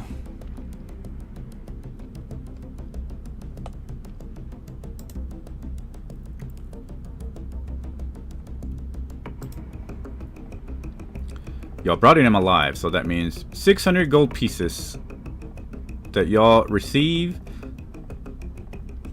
for payment. So y'all can split that however y'all want. And minus 60 for the tax that the guild takes. Yeah. Actually, this one 20% for the church. Yeah. Let's see. Okay, so what am I dividing by 7? 600. 600. Okay, I wasn't sure if the guild tax had been taken out yet. 86 gold apiece. 86 gold. Perfect. Can I barter for the vicious halberd to be like 1,800? Go ahead and roll me a persuasion. Let's see how Why far. 7? I'll use my eye to get advantage. Okay.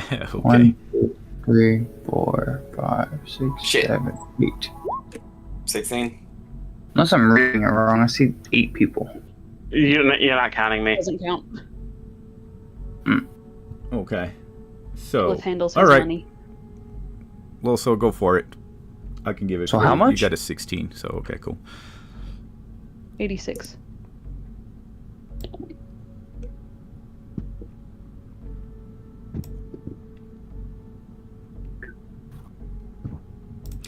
So the list that you So sent me. 16, 16? Yeah. So 16. Yeah. So you can go. Yeah, the price you told me. So yeah, I'll allow it. Okay. Yeah. So the list that you sent me, that you're wanting to turn all those in, correct, for the monetary value? Yes, we would like to exchange those for money. Alrighty. All right. Or if any of them are like, hey, this family's looking for this locket, it's a family heirloom, she would probably just give that back. But Okay.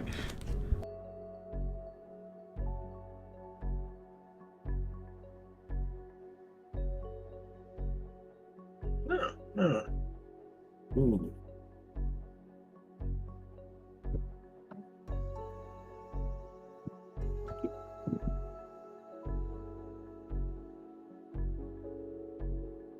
Un momento.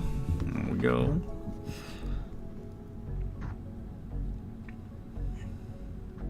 I was going to sell the stuff I have acquired, but I just sell it at base value. I'm gonna run catch up to Illith. Question: how much would it entirely cost you to help craft some special items? That would depend on what you want me to make. Something to give me a little bit more of a maybe a boost in speed, or help my toxins be a little bit more effective. Give me a second. Alright, I'm posting this. Minus the 10%. This is what you get, Illith, when you turn everything in. Oh, Lord. Alright, hang on. Math time. Oh, wait, she can just pocket all that. No, she'll split it up. She'll give half to Aaron. No, 166 to everybody. Yippee. We're rich. Do they sell things at this exchange? They don't sell, but they do have stuff.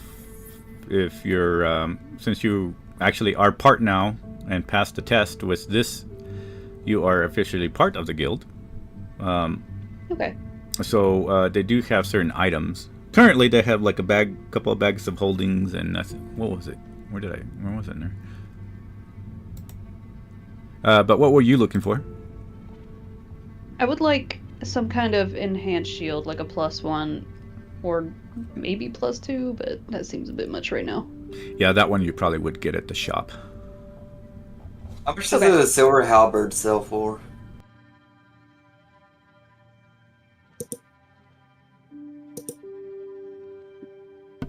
And while he's figuring that out, Illith would kind of lower down and she would look at his feet and she's like, "You want something for that, right?" And she'll point to your big sickle toe.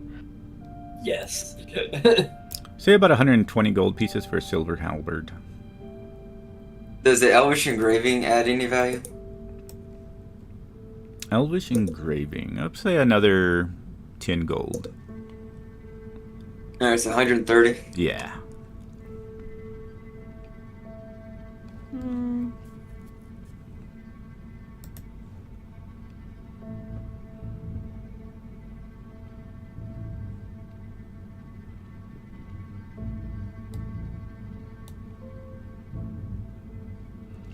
Alright.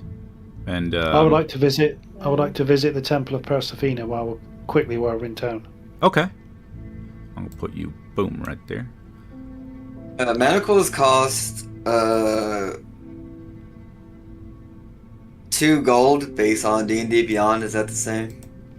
Manacles? Yeah. Okay. Yeah, manacles are just yeah.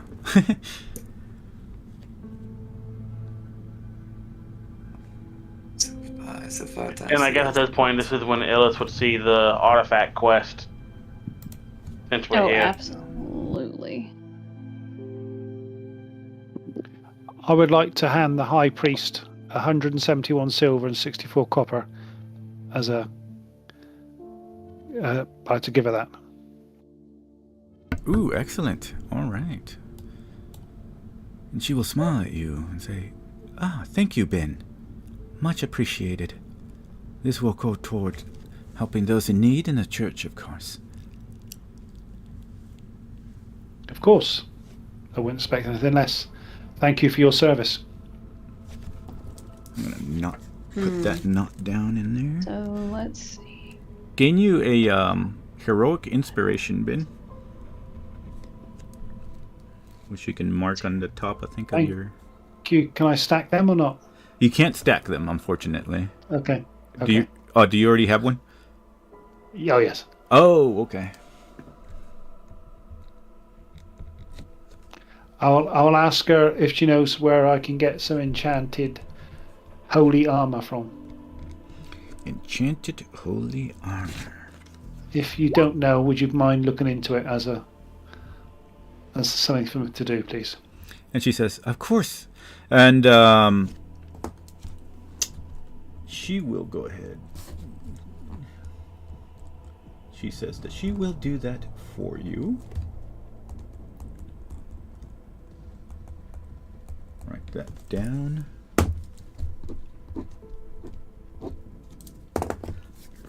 She says, I will get back to you when next you return. If I have a choice of colours, could I have it in black?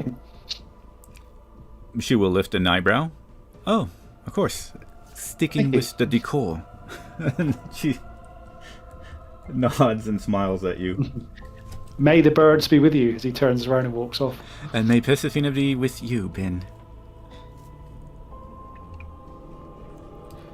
Alright. See. How much does a horn of silent alarm sell as a common magic item?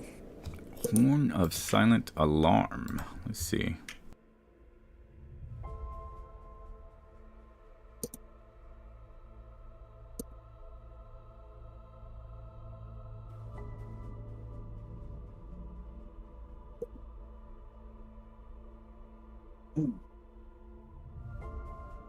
What rarity? That would probably be 75 gold.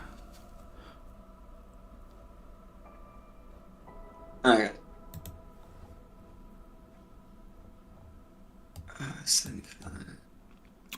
Somebody else was asking a question? Yeah. Pax. What rarity of items can you craft up to? Do I have a... I don't know if it's told me what my limit is. I think it's by level. Hang on. You don't have a limit if it comes to rarity. Oh, it just comes down to money and time? Yep. Okay. I can craft anything if you have the funds and the materials. But I was thinking, for your foot, I could create some kind of attachment that could apply poisons. That could help. See, would I be able to make something in comparison to the dagger of venom, but as like a toe attachment? Yeah, I think we discussed that. I forgot what I told you, but yeah, you would be able to. Okay. I just need... I would need the ingredients for it. Yeah. On private message, just so that way I can pick it out. Go ahead and just send me what you're doing, and then I can look it up and send you that info back. And how much would a clawed gauntlet sell for? Yours? Is a 1d6 and he uses the strength modifier.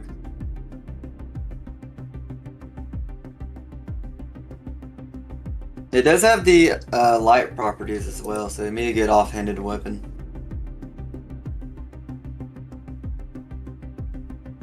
Oh. Remember, how much do we need to make the thing we need to make? We need 2,500 gold per rare item. How much do we have? Currently, if we're looking at Illith's monies... I'll say 10 gold for you, Red. Mr. Cassandra. Miss Cassandra. And then boarding axe would probably be the same. Yeah. Plus 844 plus 37. Okay. Currently, Illith has 2,100 in her pocket. Total. That's everything converted. Yeah. Damn. And how much do we need? We need 2,500. Ah, so close, but yet so far away. You think I'm emptying my pockets for y'all's raggedy asses? Pretty much. Well, for me. Well, yeah, it would be for you, but Version. Illith would like to purchase one of those bag balloons. I want to So I want to barter that Hellfire Claw to be like 200, and I want to do the added incentive that we're going to be fighting a lot of creatures that could try and come back to the dead, and with this claw, it will save a lot more lives to try and appeal to like a conscious, I guess. Oh, yeah. How much would a bag of holding cost? Well, if it was the guild would actually allow you to use the bag of holding. Oh, sweet. Okay. Yeah, that's I Use take one. bag of holding. Items come back glittery. yeah, it's part of the guild, and you're part of it, so they allow you to use it. And I think there was two of them left. I take one. Yeah, and there's like at least like 50. They got 50 of the different various. Well, actually, I think they got 2 of the greater healing potions, and they got the normal healing potions. They got plenty of those if y'all need any healing potions. Are those for sale or are they free too? Those are free because you're part of the guild. Yeah. Oh, bet. I want to take one of the greatest because I have a shit ton of health. Okay, go ahead and take one of those, and you can note it down. I will take the other. Okay. See on my notes. What else would need to be replenished? There we go. And for that Hellfire Claw, Was there can I a +1 shield there? you said that. Hold up. So Hellfire Claw, you're trying to do what now? I wanted to try and barter it to be like at most 200 gold, and I want to say that this will save a lot more lives if it's out in the field, because it can keep things from coming back from the dead. And then she'll even offer to do services in town to help pay for it. All right. Go ahead and roll me a persuasion and see what you get. Come on. I got 2 13s. God. So 20? Jesus. Okay. Yeah. Appealing to it. Yeah, I'll say yeah. Okay. Does she have to do any services? He'll get back to you on that one. I added health. Community service. And then, Illith, you were asking? I know you said I couldn't. I'm sorry. I wasn't sure if you said it was the +1 or higher that would be at a shop for the. Oh, the +1 would probably be at a shop. Okay, all right, then that can wait. However, she would pull the party kill job off the wall and examine it, and when she sees the word artifact, her eyes are going to light up. Okay. All right. And for more information and stuff, you can always go to the desk as well. As Lorelei will probably be the one that you're talking to. You currently actually are in the other area if you're trading in goods. But yeah, I'd say to go to the desk area to ask information about it. I will let everybody else finish their shit before I do that. Okay. I am done shopping. Okay. Done shopping. I am completely broke. Making all the notes. Dang. I would like to go looking around town for like magical shop. Okay. Magic shop would be. Oh my gosh, where did I put that at? Oh. Well, duh, at the Wizards. You can go to the Wizards Guild, or you can go. I think I had it at this. That's the jewelry. I do believe it was this one. Why is my notes not showing? Yeah, so anyway, the magic shop, I think it's. Yeah, I think I had put it at this one.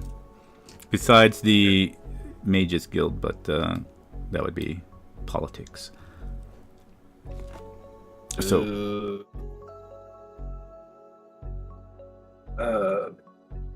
Alright. I would like to go in and look around and see if there's any interesting items that catch my eye. Make a note of that.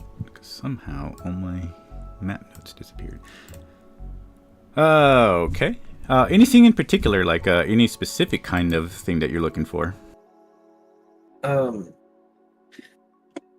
Any type of interesting cloaks or just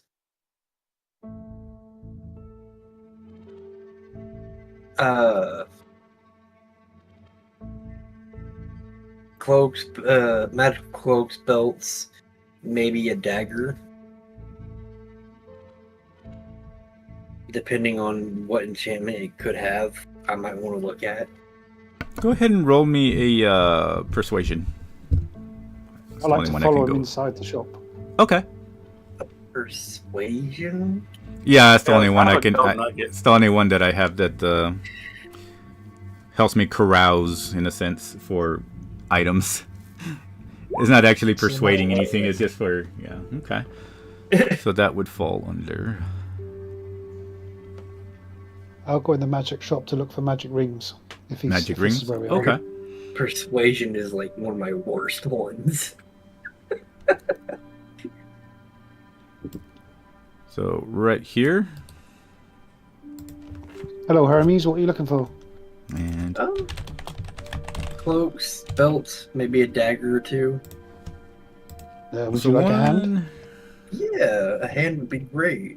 You see little tiny tags that kind of explain stuff, but this is maybe the best one that you kind of get a look at.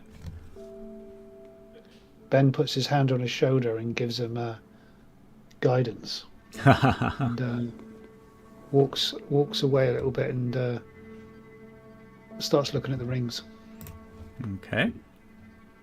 Let me see what they have in here for rings.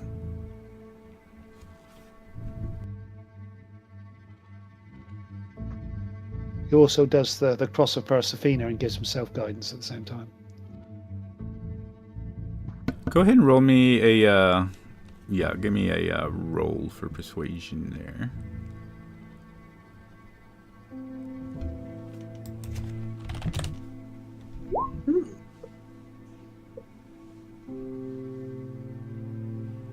It's not very good.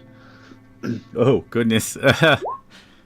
Oh yeah. Unfortunately, you're looking about rings. You find the normal common stuff like a ring of protections and such, but as far as anything unique, unfortunately, they're not having it today. Yeah.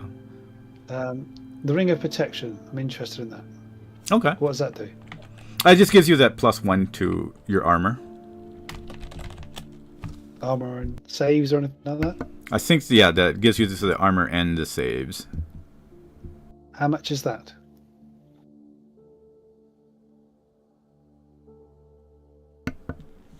For this particular one, No. let's go. Can I try it on to see if it fits? It's a rare item. Yeah, it's a rare, so because of your roll there, it's going to be 3,200 gold pieces. He sort of coughs. What would the price tag be on that belt of Viper I think Fang? I've got something in my throat. The belt of Viper Fang would be the price tag on there says 450 gold pieces. Oh, it's not terrible.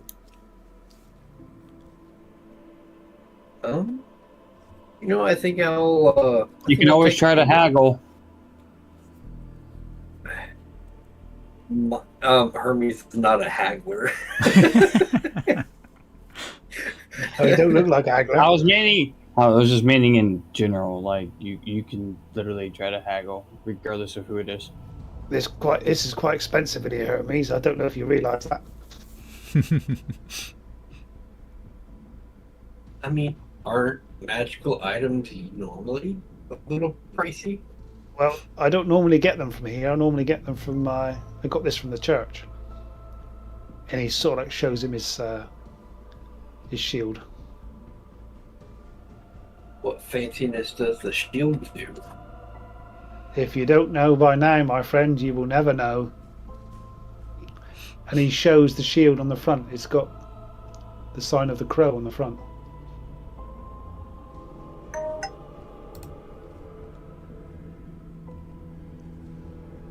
I look back at the knife.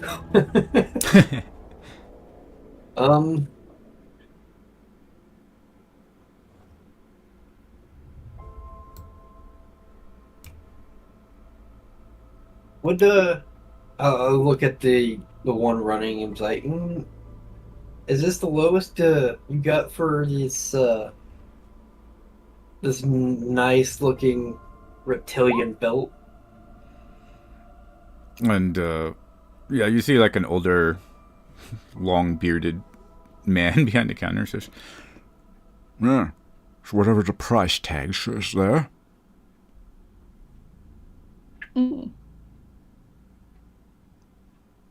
Nice. Okay, can you read Hermes? Yeah, I was hoping he wasn't, too attached to the belt. But I guess I can pay 450. At least it's not over 1,000. He lifts a slow eyebrow that's white and bushy. Says, "These are very, very good magical items."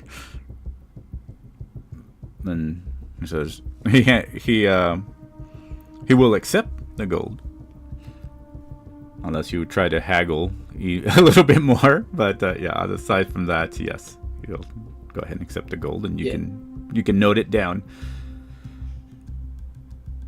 What was it? 400 and... What is it? 450? I think so. Yeah. 450. Yeah. Who knows? You might need that extra 2d6 poison.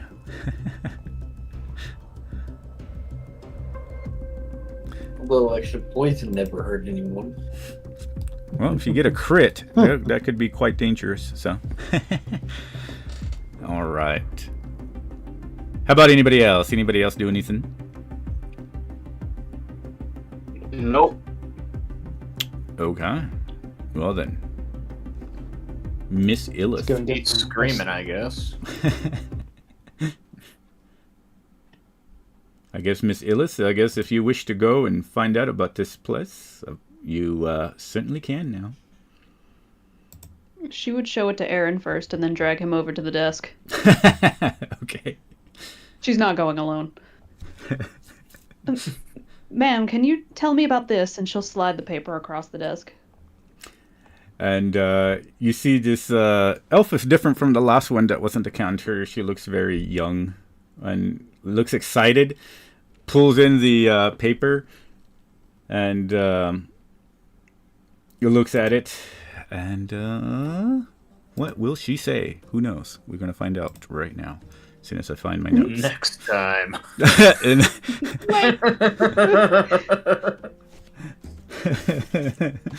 Next time on the Dawn Wardens. What will they find? Oh, my lord, what did I do with my notes? Oh, there we go. Yeah, she looks a little bit nervous, but eager in demeanor. Wearing her crisp new Dead Wardens forest green tabard. And then oh yeah, you also see a little tag that says Larily. I think I'm pronouncing that right. Elf names are always hard for me. But yeah, she looks up from the meticulously organized stack of papers, her green eyes wide with a little bit of mixture of excitement and nervousness. And it looks like she's just been waiting there all day. And then she says, Oh my. You're here for the Silent Watchtower posting. I've been hoping experienced wardens would come for this one. It's been on the board for a few weeks now, and I was starting to worry that... And then she just sorry. She just clears her throat, straightens her tabard, and then says, welcome to the Deadwood's Warden's Mission Desk.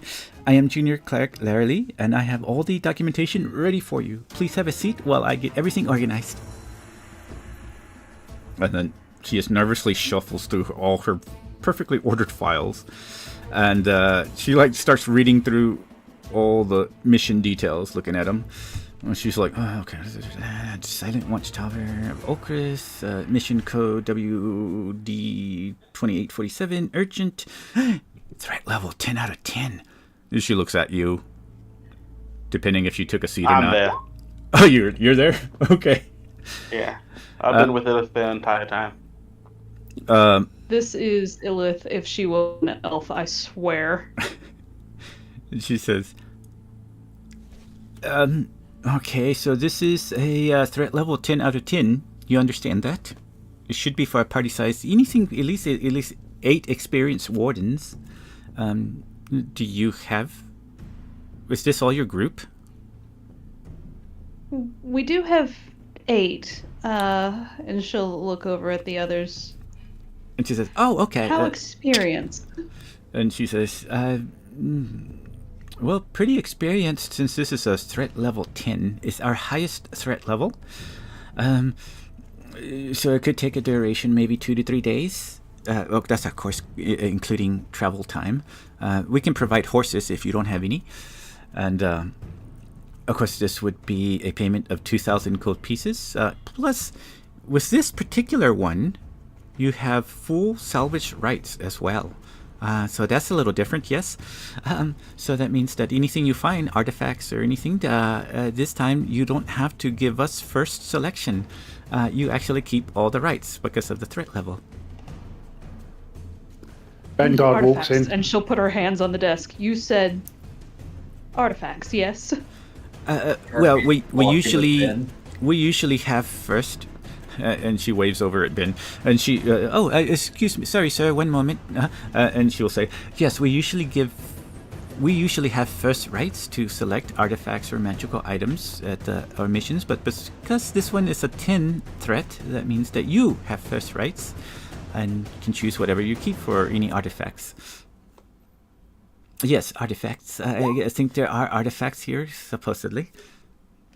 Or recovered relics. And she smiles. I'm going to put a hand on Ilith's shoulder. I do not believe we are ready for a mission like this, Ilith. You see, Right. You see Lauralee kind of look a little frowning. I mean, not to scare everyone, but it is something that nobody's been taking. You would be the first ones. I could possibly talk to the guild's board, and we really need this one because the militia is just so spread out. We haven't been able to gather the militia to send people, but I think whatever is there is keeping the Oakhurst village from using the road, the Armsworth Road. They have to all been going through the lake, and there's a few missing people that have gone that were merchants. So I could possibly talk to them and maybe increase the gold.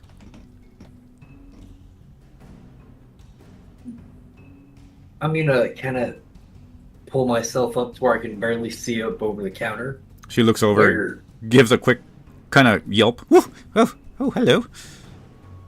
Where exactly is this location that we need to investigate? Oh, well, you're the group that just recently brought in the evil red ones, the red knives. It would be close to that one from what I read before. So, few more miles closer to Oakrest. I think it's about 2 miles out of Oakrest village. And she'll pull out a map and put it on a counter. And for that one, we'll put y'all here. So where the blue X is currently, it's just about a mile. Well, it's actually, we're going to move it probably right at the outskirts of, well, I'll only move one. There we go, right there. So if y'all can see this, I'm going to go ahead and ping it. Boom, right there. So it's actually a little bit further down the road from Oakrest Village. Not far from where y'all were. Y'all were probably about 8 miles away. I was going to say, we really brushed near that village on our way to and from the last one. And she'll look at the map, and then she'll look at everyone else, and she'll be like, let me discuss it with our group, and we'll get back to you. Meanwhile, speak with the council and see what they decide. And she'll slide the poster back over to herself to show her friends. Oh, well, I would you like to know all of the Mission's objectives so you have all the information? Yes. And she'll pull out a notebook. She, counts on her finger. She's like, 1, 2... Okay, so first, Mission 1, investigate the Silent Tower, determine what's happened to Captain Raylar Thornwick and his garrison. Second, restore the beacon, get that warning light working again if at all possible. We need that for an Oak Rest village, and of course Dust Watch, so we know if anything is coming out of the glades. Secure the road, make the Armsworth Road safe for travels again. So, mission objectives, secondary. Anything useful from the tower armory is yours to keep. Intelligence gathering. We need to know if this connects to the Deadwood Glade corruption. Civilian protection. So, this is the most concerning as well, because we need to make sure that Oak Ridge Village is safe again. We don't want our citizens dying like they have. That's why it's so urgent. We have somebody helping us. So this is where it gets concerning. The tower's been silent for 3 whole months now, which according to our regulation 23B means it's officially classified as presumed compromised. So timeline, 3 months ago the beacon went dark. No response to standard signals. 2.5 months ago, first messenger sent by Mayor Dane never returned. Presumed a casualty. Dreadful. 2 months ago, militia patrol sent 4 men, found their equipment abandoned on the road. And then 6 weeks ago, we sent Junior Warden Kalen. He was really promising too, but no word back. And then 1 month ago, last confirmed sighting of any movement in the tower. So, what we know for sure is that Captain Raylar Thornwick, he was a 12-year veteran guard under his command, and the tower function is usually an early warning system. It's a traveler beacon, a strategic checkpoint, if you understand. So it checkpoints against any monsters. Oh yes, anyway. Importance: only safe route along Armsworth Road. It's currently compromised, so villages are cut off that are at least travel around to past Oakrest. So the construct is a 4-story stone watchtower. It has a crystal beacon at the top. It is well stocked with armory and other equipment. And she says, "Would you like witnesses reports?" She smiles at Lilith. Yes, absolutely. I'm gonna tug on Lilith's side. That's what y'all hear yes. from under Lilith when he's called up. Can we talk about this before diving too further into this? It's just reports, but yes, she'll slump. And she says, "Okay, well, you talk it over, and here's what I'll do.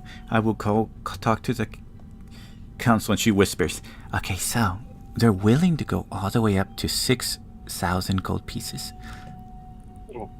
And so I'll go talk to them, and I'll see if I can get them to make it a full 6,000, and because we really need to figure out what's going on with it. And you can return, and so that would make it 8,000 gold pieces altogether. And I will see if I can get the full council to agree on it. And if I can, well, then that's 8,000 gold pieces for a mission accomplished." And she just kind of wiggles her fingers nervously at you. I love this girl. Okay. And can I get a map from y'all of the surrounding area before we walk off? She says, "Oh, of course."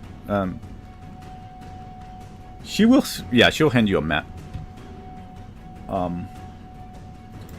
For the surrounding area, and me see. So it'll be similar to this, and then any of the detailed ones I can send you off.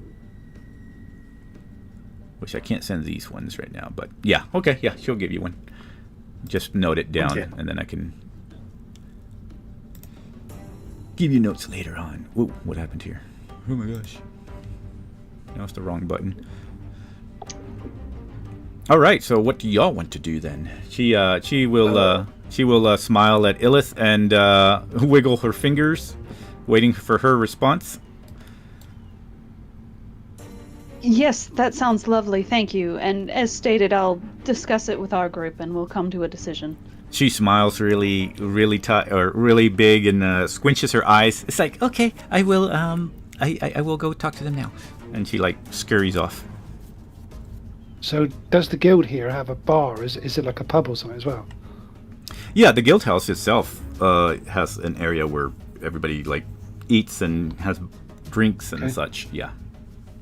So I like to go and order some food and stuff, and whatever everybody else wants, we'll sit down and discuss it. Ah, excellent.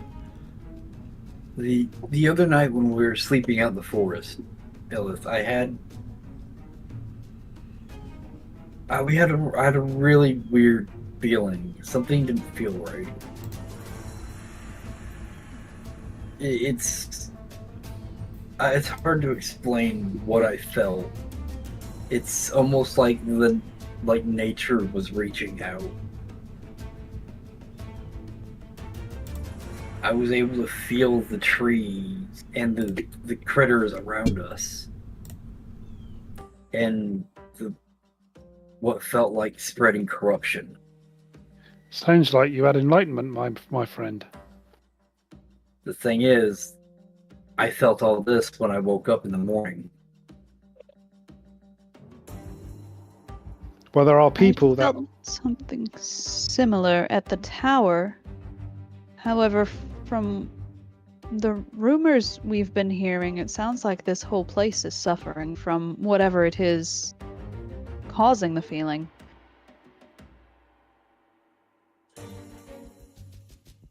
A part of me wants to go and investigate, but I also know the dangers.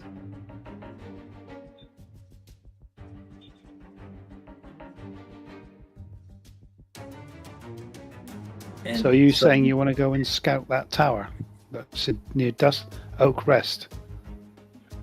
A part of me does. Hmm. I would like to get to the bottom of what corruption might be spreading throughout this area. That, and it also doesn't sound like a bad payout either. But look at it this way, my small friend. If they've had veterans of this guild with years of experience disappearing, what does that say about our chances? They also don't have a crew that can tear through a village. They didn't have proper, what would you call the things that you do with the bright light? Who are you talking to? The clerical things that a lot of you can do. Divine powers. Yeah, those. Last night he said that they don't have a Nobu. Yeah, I mean, they don't have a that is a Nobu. good point. It is a good point, because Nobu, it takes a lot to even get Nobu to really care. And just to let y'all know, he doesn't care about any of this. He's currently around where Illith is sitting, and he is sleeping. Sounds right. Allow But the me people in this also- room must be scared of him, surely, because he's huge. Allow me also to point out the fact that this job is so dangerous. They are not imposing their first rights to the salvage. It's probably because I don't think we're going to return to hand them in any salvage. Which means if we do find anything of value extremely pricey, we can do whatever we like with it. Use it for our own benefit or sell it for a hefty chunk of change. Well, that is true, but you've got to live to do that. Precisely. Bingard understands where I'm going with this. We I certainly do, my good not friend. frivolously risk our lives for something that we cannot guarantee our return from.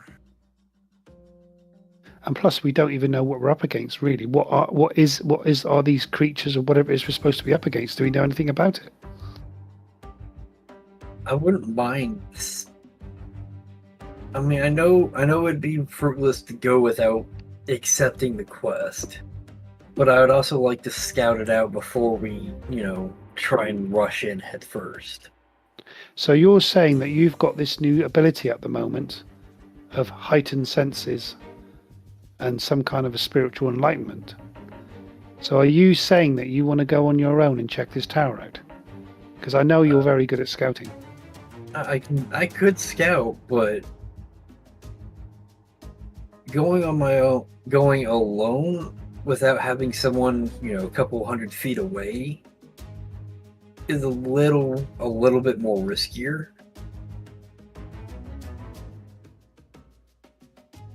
So what are you saying? If we do choose to do this, I can head with Hermes as the scouting party.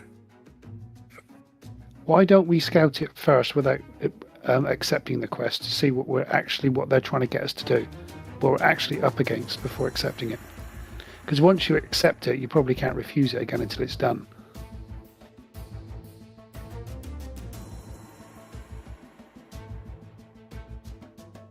And with Do we know that? I believe he did say that once you accept a quest, you can't back out of it. I think it's in the contract. Yeah, that's it should have been in so the really- contract. Okay. Yeah. Unless so they make a special exception for this one. They haven't had y'all swore oath or anything, so they haven't even done most of the contract. So. Our Yeah, the only thing signature that is y'all enough. did so far is pass the test because y'all fulfilled the first mission and they used that as a test. The And next then thing not is only to that, you sign people's names without them being there, so it would basically be null and void. Because you wouldn't even know, Cassandra's full name. You would just know her first name and maybe title. So some of the signatures would still be voided because you can't sign for someone else. That'd be forging a signature. They never had Yeah, us but- signing, they just had us write our names down on there, and the name other of the people group. can write our names. And plus, forgery probably doesn't exist here. If anything, if they're lost or who's in the party. Yeah. So I think if we know where, so Illith, do you know where the location is for this quest and what it involves? Yes, I've read a bit about the village. Not much to go on. And she'll ask for the map to be spread out again, and she'll start pointing at places, and she'll be like, this is the village, and the tower, from what I read, should be about a mile beyond that. As she said, it's not a very large village, if I remember correctly. So Oh, what I is the found my actual sheet. mission? What do we actually have to do for this quest? We need to secure the road, restore the beacon, and find out what happened to everyone there. So what happened if we were just to go into Oak Rest of our own accord without doing any deals here, find out what we're up against, and then come back and sign it and go and do it if we think we can do it? What if we just handled it while we were there and accepted it to turn it in? If we can. Yeah. So what you could do is we could go and do the mission, get it all done, come back, accept it, and then could tell them it's done. But would that work? If we do it without accepting the job, will we be penalized as members of this guild and not receive any payment because we did this without accepting the job? Penal. True. That is a truth, yeah, so... You're supposed to be the small one, Elif. I'm stuck sorry, in a that wasn't catch-22 Elif. situation. We could be stuck in a catch-22 situation. What if Also- I spoke and tried to negotiate a way out of the contract if we feel like it's above us? I feel like they would prefer us come back alive than not at all. Yeah, especially after If what they we've agree done. to let us step away from this contract if it's too much for us, would we be more agreeable to at least investigating? Does it even matter? I'm not coming back to this city after we're done anyway.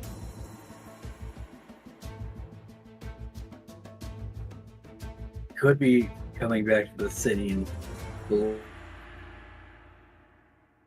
long term. Right now, the city is our main gold import. Mm. He just mumbles and closes his eyes once again. I like... Let's think I- of the artifacts, Nobu. Yes, do you like the name of the lake? Because it's got black in the name. What's that supposed to mean? And they've got a place called Blackthorn as well. I like that one. Oh, you said you like it. I thought you said you don't like it because it has black in the Black's- name. Black's my favourite colour. Okay. See, he's run. Like he's the one of the black good crows that fly above. Or the black people. And them. Man, you're gonna love Crowfen March. Gosh. That's why I like you, Nobu, because you're black. Oh God, I love Yeah, it. William, do you see I my love it. messages? Do what now? Oh, sorry. Yeah. You see my messages? Let me see. I heard an echo. Oh, okay.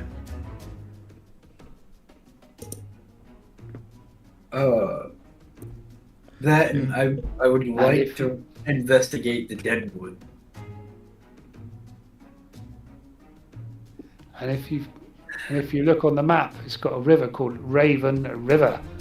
Maybe it's a sign from Persephone. Whatever you So do, enamored I with these names Okay, right yeah, now. I'll answer that if after a bit. Yeah. whatever we're doing, I vote what Lilith votes. What Elith What a votes. mistake. If you can negotiate a way for us to get out of the contract without losing our lives, I would be more than glad to accompany everyone to scout the tower. Yeah, I'm not very good at scouting, by the way. It's not my call in life.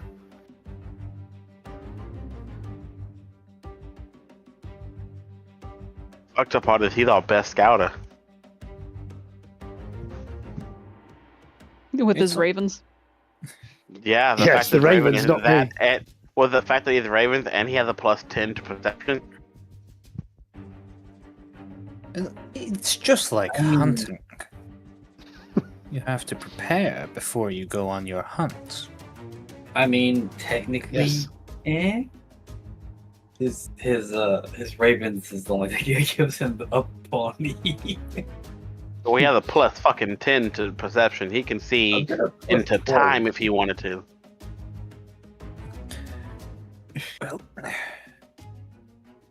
Well, but yeah, no, Elith, would you like to go do the talking? As long as we're in agreement. I don't want to force anyone into this. Because my Yeah, The worst that could happen is we all die a horrible death. The only one we- we don't have What? word from is Zul and Cassandra and Thorag. and Thorag. I come up at Thorag and go, "We should all do this." Because I am Thorag. Because I am Thorag. That's how Thorag sounds, right? I do his voice justice. Oh my goodness. Thank you. That's acting 101. bitches. Okay, hold on. Am I crazy, or has he not been here the whole session, or did he leave? No, he left about what 30 minutes ago. Oh, I Left see. it I see an now. hour ago. I thought I heard his Okay. fantastic voice at some point. That was me, Me just too. now. That was me, Oh, just you're now. right. Well, he voted for the quest, so I'm gonna assume Thorag is agreeing to go help save the people of Oakrest. The only reason about- I'm going along is to keep you buggers alive. Zul never said he's going anywhere, so I just assumed that he's... So, Bucky, what does Zul say? He's actually in I'm a. currently busy. Yes. Okay. He's Do you want to do the he's death currently request? busy. Yes or no? Technically, his character probably wouldn't know yet unless y'all actually go talk to him because he's currently Wait, in another. Ah. He's currently in a scene right now. oh shit. Yeah. So. Oh shit. Oh. He's doing it. Oh, my. God. Well, since everyone present agrees, yes, Illith would reapproach the desk and wait for the lady to come out. I'm gonna go with her for any sort of help in talking. Okay. I just slither. She's great at talking. I just Wow. slither. I just slither my body to where she doesn't have to get up, and I just slither the chair over to the desk, and I lay back down. That is I- so uncomfy.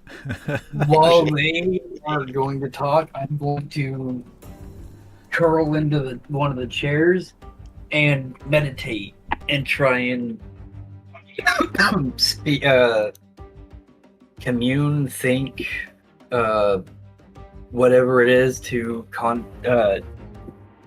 hear Armeline's word.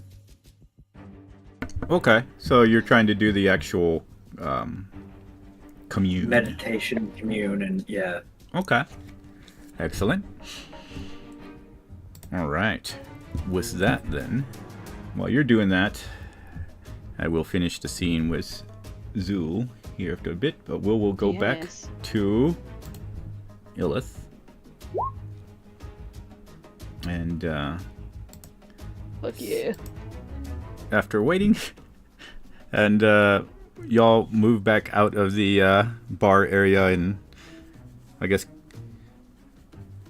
the oh my gosh, I forgot the name, the word I was thinking. Anyway, yeah, the little area that y'all were in with all the benches and everything. There were a few other adventurers spread out, peppered around the area in this kind of large place, kind of looking at Naboo. But y'all get back to the desk, waiting about maybe 10 minutes, and eventually she returns, and she pulls on her tabard, trying to adjust it, fix herself, make herself look proper, and then she walks over. Yes. So, after some conversation, a little bit of getting them to agree, they were thinking maybe an extra 2,000, but I told them it is quite dangerous. So I said, this would be probably in Oakrest's needed help and benefit to get someone to go to the tower quickly. So they agreed. They raised it another 6,000 gold pieces, and you would have a reward altogether if you wish to accept this, and 8,000 gold pieces. And she smiles, scrunches her eyes at Illith. Oh, that's wonderful. Thank you. Speaking with my present comrades, there is a little bit of a concern about our survival. Would there be any chance, if we found this task too difficult, that we would be able to resubmit the quest for someone else to take up?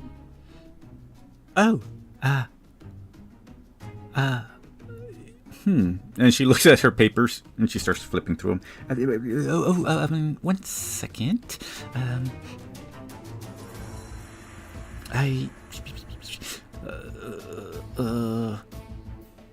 Well, she's not here today. what do I do in this situation? Okay. I think per rules, this one's being a little different. Well, I mean, we don't want anyone to die. So, I mean, if you're not able to complete the quest, I suspect that you would be better off retreating, of course. Yes, and I was hoping you all would see it that way. I just know it's typically against policy. We would just hate to step into something we couldn't get ourselves out of if it were that dangerous. It says, oh, it's usually if you accept a quest and decide to abandon it before, I think, you actually take it, and how does it say? I guess before you actually decide to go full force into it. I think for this particular one, I guess we can make an exception, yes? Would you be willing to put that in writing in case you're not working the day we return? And she'll slide the piece of paper over. Oh, she looks around. One moment. She like scurries off. She takes the paper, scurries off. You hear her going Always upstairs get a paper somewhere. trail, folks. As this is happening, Ben shows for Ilith the map and points to the place called Ravenmere. Look, there's another sign. Yes, maybe we're meant for this. Just rolls her eyes.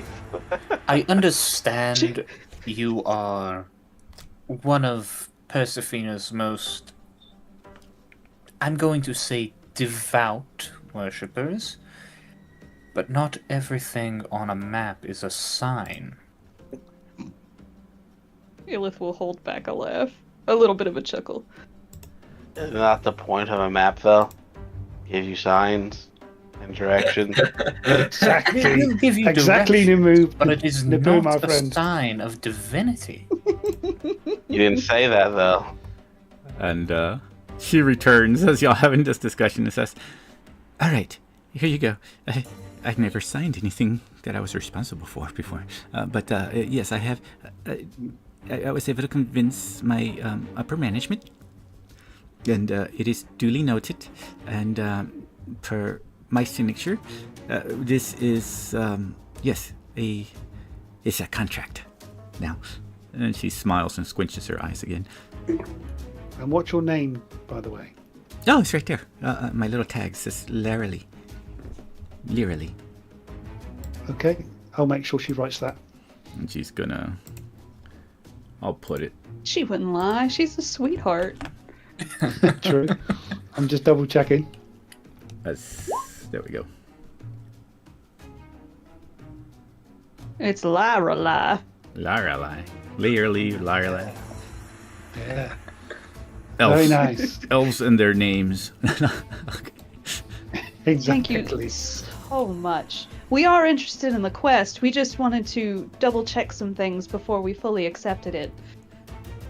And she squinches her eyes. Okay, so does this mean you are taking it on? She will look back at everyone just to make sure one more time. Holding up the signed paper saying they can dip out. For me, that isn't paying attention. He's in meditation. I'll Ben take that looks as a at- yes. We have confirmation. Ben looks at the map again and shows you another sign called Raven Hollow. And there's Raven Witch to the north. Elif is going to just turn around as he's pointing these out. That's a yes. Yes, that's a yes. Thank God I'm deep in thought. We accept, and she will take the contract off the table. She says, okay. So we have Raven Witch, Raven River, Raven Hollow, Black Mere Lake, my favourite colour. And we have Raven Mere. And I think that's a yes, my I'm going to borrow child. your map for a while. she take it. She smiles and she says, "Okay, so remember that once you clear everything and save the beacon, if you can get it working, go ahead and signal, so we know that everything is safe. And then, of course, we'll require a full debriefing within 48 hours of your return. Or if something is happening, we would require immediate." Emergency report if you think the corruption is spreading. But yes, please document everything you encounter. Should we need it for future missions, if you end up, returning to us without completing. Yes. We shall take a night's rest here, then we'll make our way to Raven Rest tomorrow. And she says, "Excellent." She's like, "Raven Rest tomorrow." And she says, "Okay." And she just, "If you need any other questions, don't hesitate to come ask me." And she just kind of stands there. She looks kind of relaxed now, not as tense. Takes a big breath. Oh yes, Great, sweetie. and he points at the map and shows Ilith there's a place here, another sign called Crow Fen March. The Black Crow. I did want to ask, do you have a preference between crows and ravens? Both are fine. I can speak to both. Ah. All right. Well, since I guess we will continue next week then, heading there, and I will finish the scene with Zul, and then and get back to Mr. Red Ghoul here for your information. I will send some stuff to y'all, and then all right, I'll say that y'all rest for the night, and we'll continue. Cassandra's not going to rest because she's paranoid, so she'll take a little exhaustion. Okay. Sounds good. In the town? Damn. Damn. Well, she did try to fight a succubus, so now she's concerned about them retaliating. So if they try to retaliate, she wants to fight them. Oh no, the consequences of my actions. It's not, oh no, the consequences of my actions. It's, oh yes, please attack me. I want to fight.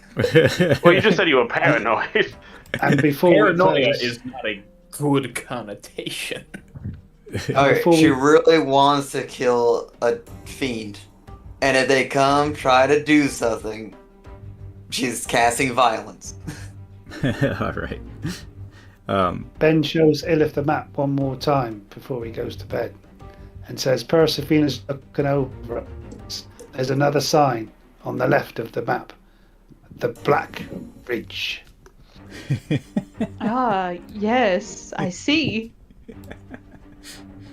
I can see her rolling her eyes. And to the bottom south left, there's a black place called Black Ridge Swamp. Vanguard lost his mind. Oh man. Alrighty. Now, the person that wrote this map has lost their mind. All right. So I'm going to go ahead and stop streaming. All right. Thank you, everybody. Right. Until next week, we will begin this journey. All right. Stop streaming. You know what? We're gonna